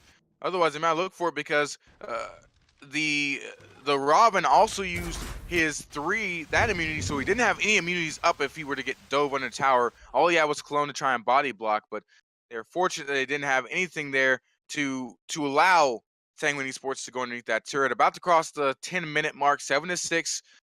A 2,000 goal lead being carved out by Sanguine Esports, and it's crazy to think in some of these games how, despite a kill lead going over to one team, the professionalism of Sanguine Esports is showing in the fact they know exactly what they have to do in controlling objectives and controlling some of these camps to keep their goal lead ahead. Yeah, you know, it's just the classic, you know, kills don't win games, objectives win games, and Sanguine, the more veteran team here, knowing that, yeah, I mean, they've taken some spills in the jungles, but they're making the aggressive plays and they're getting farm off of it, even if they are dying. So at the end of the day, it's in their favor. And I was about to say that fight in the right was such a roller coaster of emotions. It looked like it was going in red team's favor, then we got a huge Thoth ult, and then it just broke even after the Rat ult because he kind of instantly died when he landed. I think we see some cleaner team fights. One of these teams is bound to take a much larger lead pretty soon. And wow, Who needs a team fight when you're Netro and you can 1v1 the enemy Hachiman? I don't even think he used the polymorph there for the extra damage. He does have that Blood Forge, while all Adicula had was that the Devourer's Gauntlet. It wasn't even fully stacked. Cologne also could fall here to the Blood Forge. It will get cleaned up by Panatome, so the Hunter for the side of Sanguine Esports doing everything his team needs to do, basically carving out a lead by himself while his team wreaks havoc across the map. In the mid lane, though, Schnitzel is able to find one kill. Panatome tries to respond, but not enough time. The Nox just dives into her jungler's shadow and escapes. Yeah, that's just kind of, no one really expects the Nox blink, and if they know the thief. Excuse me. They know the Thoth's beads are down, right? Because Cerberus got him with the ult in the right lane earlier. So Nox, that's just a free kill with that early Spear of Magus. He's going to be one shot. But let's talk about the Hunters here. If this is a 1v1 meta again over in the duo lane, I think Netroid is one of the last Hunters I would want to be up against in the 1v1 scenario in one of these tournaments, causing so much trouble. First of all, he has so much farm, so he elects to go ahead and grab the Blood Forge. So he's got all this early power. He solos the Hachiman. Cerberus comes in. He basically solos the Cerberus while single-handedly getting the buff. He's going to be causing problems. Look at him. He's doing it right now, although the ultimate does come through for the Cerberus, but they just can't find a way to kill him. He just has too much health, has too much lifesteal. Panatome is able to escape, and on the back end, Shinto snipes the Hachiman with the Thoth's Final Judgment. They get one more. Party person is able to respond, gets Netroid. Shinto has used the Aegis. He's able to escape for now, but Sanguine Esports doing a little bit of really fine finesse team fighting, but it doesn't matter. The kill is traded out here in this solo lane, though. Another 2v1 is won by this Guan Yu. He's just too big, but the big baby does come through. The stun is there, and he still dashes back out. Yeah, once the cripple's gone, I mean, Guan, you know, ever since they changed the Guan passive for his heal, he's keeping that full heal depending on how much damage he does in the entire team fight. So his sustain is much better, allowing him to kind of stay in those fights longer, especially in this 1v2 scenario. You know, if he has the heal up more and more, I think he does have a little bit of cooldown. I think I saw a Gladiator shield proc, so he's just going to have that heal up plenty, so he'll be sustaining quite a bit. Panatome, though, in a little bit of trouble, coming for the 3v1 on the backs invade, but yeah, this is still looking in Sanguine's favor, but I want to see one of these teams go for an objective here. It's all just a little bit these like random skirmishes around nothing, like maybe a buff or some back camps like we just saw. I really want to see some objective fights. Hey, the strategy seems to be we're gonna get our lead through kills first, find objectives later, and Panatome, though, unable to use the ultimate to escape just yet. He didn't want to use it because he can just easily 2v1 both the jungler and the hunter of Schnitzels, and that's going to allow them to start this Gold Fear because the only one here to answer is Cologne. No one else but Gentle Slayer is on his way. They want to try and fight this. The ultimate does come through, and now it looks like Sanguine Esports wants to turn it around. Yeah, and Panatome actually cleaning up Hachiman over on the left side, and Cerberus forced to jump away. Netra can be doing so much damage to this Gold Fury. I really don't think Red Team has a response for this. And they don't. Robin ulting in so late, just not going to be doing anything. And now the slows come through. The Thought ultimate takes Cologne out. Netroid claims the kill, but he was put down to 10% by Shinto. The X-Jams coming in from Thought through the wall as well will keep Party Person from joining his mid lane. A Gentle Slayer is trying to dodge, duck, dip, dive, and dodge these auto attacks coming in from this Carnonis. Netroid and gang will now start to push down this mid lane. The Red Team just seems so split up now. They just do not know what to do. Netroid taking a lot of damage, but it doesn't matter because I have a feeling they're going to back up as soon as they get that tier 1. Actually, Party Person falling over in the right lane. Jarkor just has this lead now, and he's running away with it. You know, he is not afraid whatsoever. He's going to proxy the wave in mid lane while Shinto steals away the buff. Blue Team, Sanguine, you know, like we said, veteran roster, and they know how to work with their pressure. And Netroid definitely gave them the window there. Over on the left side, Panatome cleaning up the Hachiman, and they get a free Gold Fury off it. That's the story of that game. Red Team's in a lot of trouble here. Yeah, this Ramen Gladiator shield has the boots, working on his next couple items. The Guan Yu does have a full item over him, but when he's not finding Guan Yu, he does so much. The Hachiman, not the Hachiman, I'm sorry, Guan Yu trying to dive for Shinto, in fact, but The Purification Beach will save his life, but the banner drops on his head. However, Sanguine Esports wants to turn this one around. They have the damage, they have the gold. It looks like they're going to try and go for more after Yarkor picks up the Hachi. Yeah, and Pantom actually blinking over the wall. Radol basically a semi-global, and he's going to be able to clean this up. Colin in a lot of trouble. He doesn't quite get the dash off. He gets crippled halfway through by Ronigu, and that's just so sad. You hate to see that. Rat wrapping around aggressively. Guan Yu, he's going to take a spill here, I have a feeling. He's going to try and run away, and at this point, you're just wondering, what can Red Team do? Like what looked like a good dive there, barely got the kill, you know? We saw there Shinto almost got out, just that good Hachiman banner at the end, clean it up. What do they do? What do they do? Yeah, and it looked like it was going to be good guy, party person sacrificing his life for the one member on his team that actually seems to be able to keep up with the rest of Sanguine Esports, but Yarkor is just here to intercept Dikaris as he's trying to escape to safety. The Umbrella will come through. I mean, it's a matter of time before he actually cleans up the skill, even as Rongi comes through for the stun. The ultimate does come through, so Dikaris is able to escape for now. The ultimate also from Cologne, but they get the big baby out. He'll have to sustain to run away. Idicula wants to join in. It looks like Schnitzel really wants to take this fight, but Yarkor is just too big. Yeah, Yarkor and Ronigu just looking like the new duo lane over there in solo, rotating out and just causing havoc. Two tanks running to the back line, eating all the damage. Doesn't matter because I'm Artio and I'm Vamana, and I'm going to heal it all back up. Jinto there, a little bit greedy with that Thothol. I think he thought he was going to do something, maybe extend that fight into something that Sanguine would win, but didn't quite get anything off it because completely whipped it. And let's see what blue team is going to do here. I have a feeling they're just going to look to keep their lead. They could wait for the next Gold Fury and then make a fire play, but I really think it depends on whether or not they get picks. A lot of red team is really low, and they have a Ratatosker. Looking for picks is definitely something that could happen. They have the Ratatosker World Tree. They have Rongu with its stuns, and they have Netroid's Polymorph to make it happen.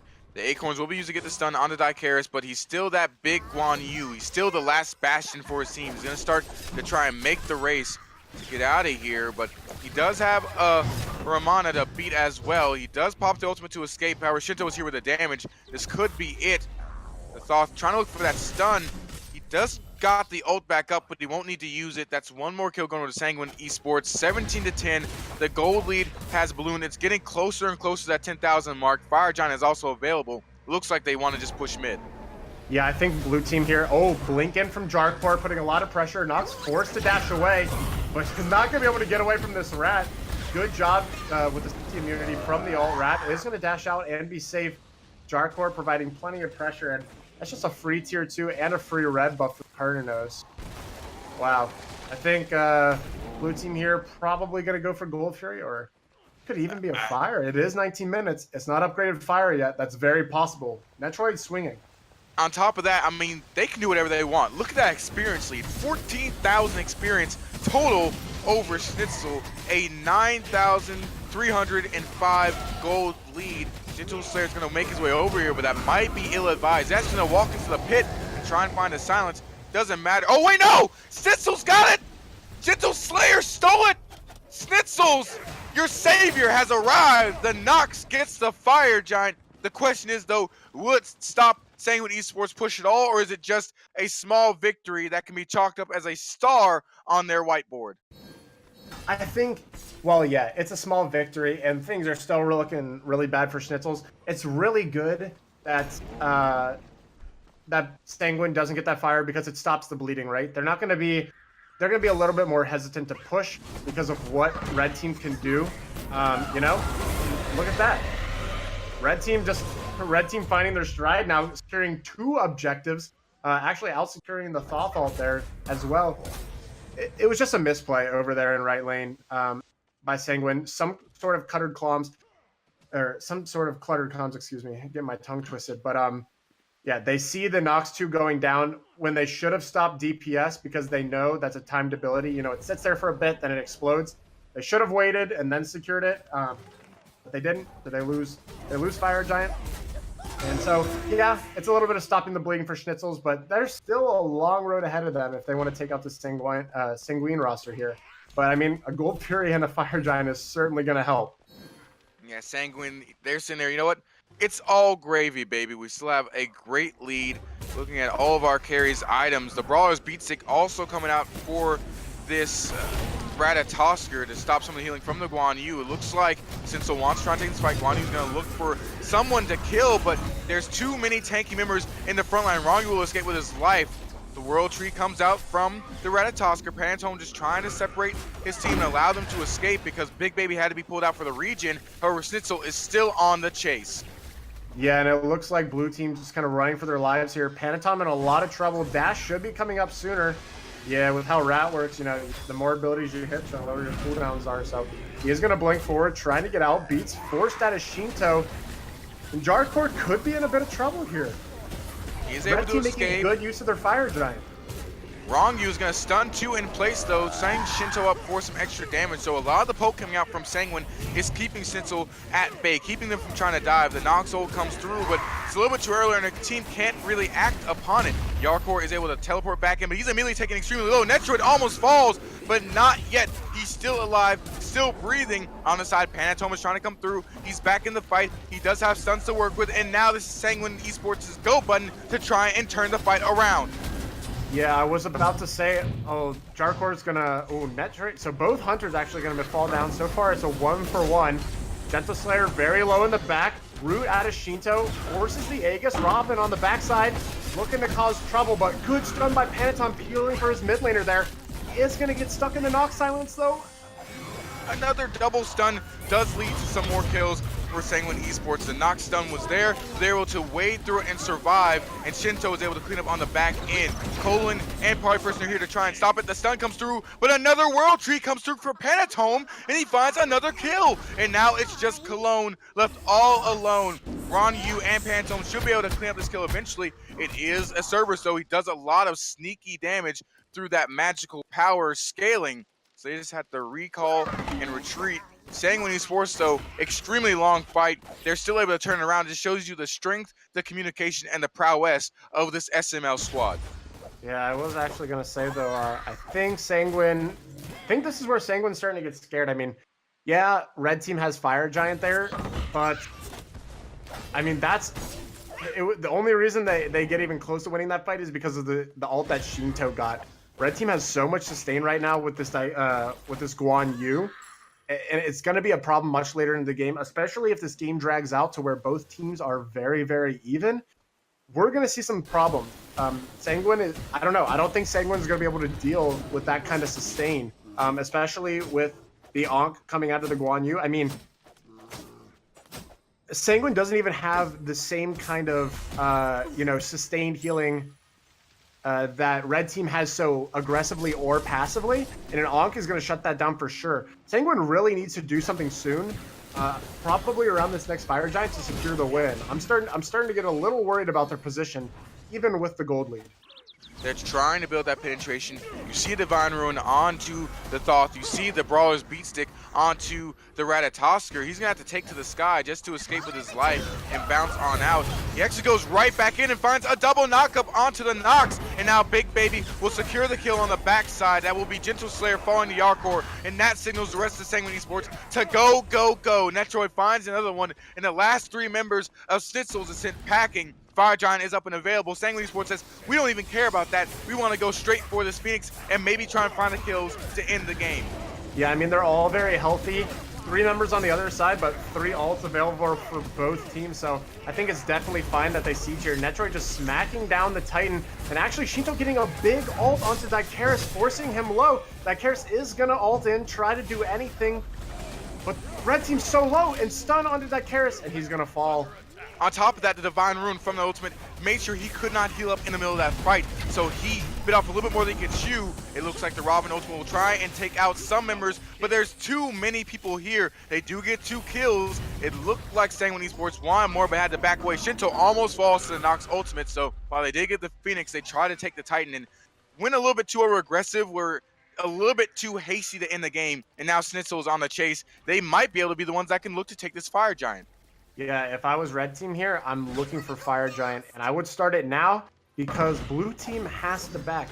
Teleport is available for Jarkor. He could teleport in and try to cause some trouble here, and I think that's what we're going to see. A couple wards on the backside. Fire Giant about 50% health. There it is. Dark Core wrapping around the backside. He needs to do something here if he wants to help, if he wants to save this game. Is immediately channeled, but I think that Cerberus got his ultimate canceled by the Fire Giant knockup, and now Yarkor is slowly stomping on every single one of them. The Fire Giant is secured. We will find one kill before he has to walk away, and the big baby does go down. Party person tries to find a kill, but Shinto is able to back up his solo laner and find one more. Pantone will go for the World Tree and dunk on top of 3 members of Snitzel. They don't find the kill. Cologne is able to turn around, but Shinto cleans up Idicula. What can Sanguine Esports do with this? Fire Giant secured by Schnitzels, but at what cost? Yeah, I mean, only 2 members of red team here with the Fire Giant, and they're about to lose their tier 2 and left. That Titan's getting really weak. I'd like to see blue team just kind of, I mean, they didn't get the fire. They do have a mid Phoenix down. This is where you regroup. Yeah, you grab that. They're doing Gold Fury right now. You grab that Gold Fury, get those last tier 2 towers. You got to be able to push those down. You still have a pretty good lead. Just work that lead. Maybe wait for the next fire. They are doing a good job of splitting up red. You can actually see that first fight that originally got them, that Phoenix. They split. If you split up red team, Dicaris can't keep them all sustained. He can't keep them all healed. So it's just such a good team fight for blue because they are the ones grouped, and that's where RDO excels in helping her teammates and peeling for her teammates. That's just what Sanguine needs to keep doing, whether it's at a Fire Giant or a tier 2 or ending the game here. They just need to do that same thing and just take it all the way to the Titan.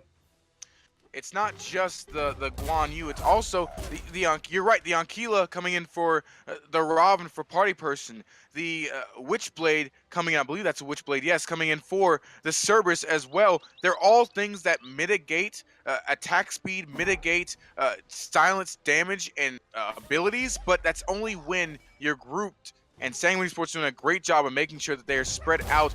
Still got a little bit hasty with that Titan, but it still all worked out in the end. They also got that Oni Hunter Gold Fury, which means that their minions do so much more damage and are so much more healthy, which sets up a great push for the Phoenix and then maybe also for this Titan when it applies to these fire minions. Yeah, and blue team cleaning up that tier 2 on the left side. And Panatome actually going to be chasing down Party Person. This could be a solo kill, but over in the left lane, Dicaris is gone. Netroid just causing too much. Wow, Netroid, I mean, we already know. Kurnos is a heavy hitter, right? And with the lead that Netroid has had at the beginning of this game, it's no surprise to me how fast that Guan Yu died. And actually, Party Person probably going to fall off the 2 to immune the Rattled, although it was off the mark anyways, but... Oh, wait. Ravana actually might get away. He does, but what really matters right now, even if he gets the kill, is the fact that Pantone kept the Ravana out of the base so the rest of the team could take the Phoenix. And look at Yarkor. He's so tanky that he's forced both Idicula and Gentle Slayer back into the fountain. They take a second Phoenix. They have Fire Minions pushing the base. This time, though, Sanguine Esports playing a little bit slower, waiting for their minions to get here, clearing out any other things that might stop the minions from getting to the Titan. This surely has to be the game. Yeah, looking for the damage. Shinto, I think, actually missed the Titan there, but it's not going to matter. All 5 members of Sanguine on the Titan, and it's going to fall. Doesn't matter how hard Red tries to defend. There's too much damage coming out of the blue team. So congratulations to Sanguine Esports. You are the Battle for Asgard North American 5v5 Conquest Champions. Could you expect any less from the resident Smite Prime, Smite minor league team? I mean, look at these items. Look at the score charts too. We'll get over here and all this damage. Look at that damage, especially coming out of Shinto. Yeah, I mean, we were talking about Netroid the whole game, but it looks like, I mean, it's no surprise he did have some really good Thoth ults, and team fights is just a little hard in the middle of the game to rack up in your brain how much damage he's actually doing. Actually, on the side of red, speaking of silent heroes, for a Hachiman who's 2-8 and was getting bullied out all game over there in the left lane, he did quite a bit of damage, really putting out in those team fights. Yeah, 30,000, and it just seemed like he was so canceled out of fights before he could do anything. Either got blown up by Panatome, Netroid, usually Shinto, or he just couldn't get into fights, and so he was just poking at the tanks that were running at him. So maybe if he'd been able to apply his damage to the back line, this might have turned out differently for the side of it's so late I can't remember their name. I just looked at it. Sin 4, do you remember their name? Red team. Yes. Please I, help me. I just blanked as well. I'm Um, but tired. but let's talk Schnitzels. I'm sorry. Schnitzels. Schnitzel. There we go. There it is. Let's talk about who is the MVP in your opinion here. So I, as your resident play-by-play, so I'm not the smartest guy in this room. I'd want to give it to just the duo of Yarkor and Pantom, to be honest, because despite Netroid and Shento's damage, they did a great job of always separating the backline of Schnitzel, making sure that Idicula couldn't do that damage, that Gentle Slayer couldn't apply the damage in those silences, and a lot of the team fights would set up Netroid and Shinto for success. Yeah, I definitely agree with you. I think out of that duo, I think we go ahead and give it to Panatome. It's just every team fight, you know, blue team did their job as a team, kind of splitting it up. But Panatone was always there at the right moments, peeling for his mid laner or engaging on the fight or re-engaging on the fight. And just, I really think that a lot of his plays kind of secured the victory. And he was so tanky that he could kind of just stay in those fights for a very, very long time. So yeah, I would agree with you there on throwing that MVP over to Panatone. Well, thank you everyone for watching tonight and sticking with us through all three of our tournament finals. Once again, this has been Cole Culture Gibson, joined by Sin4. We will see you next time for more Smite Prime action.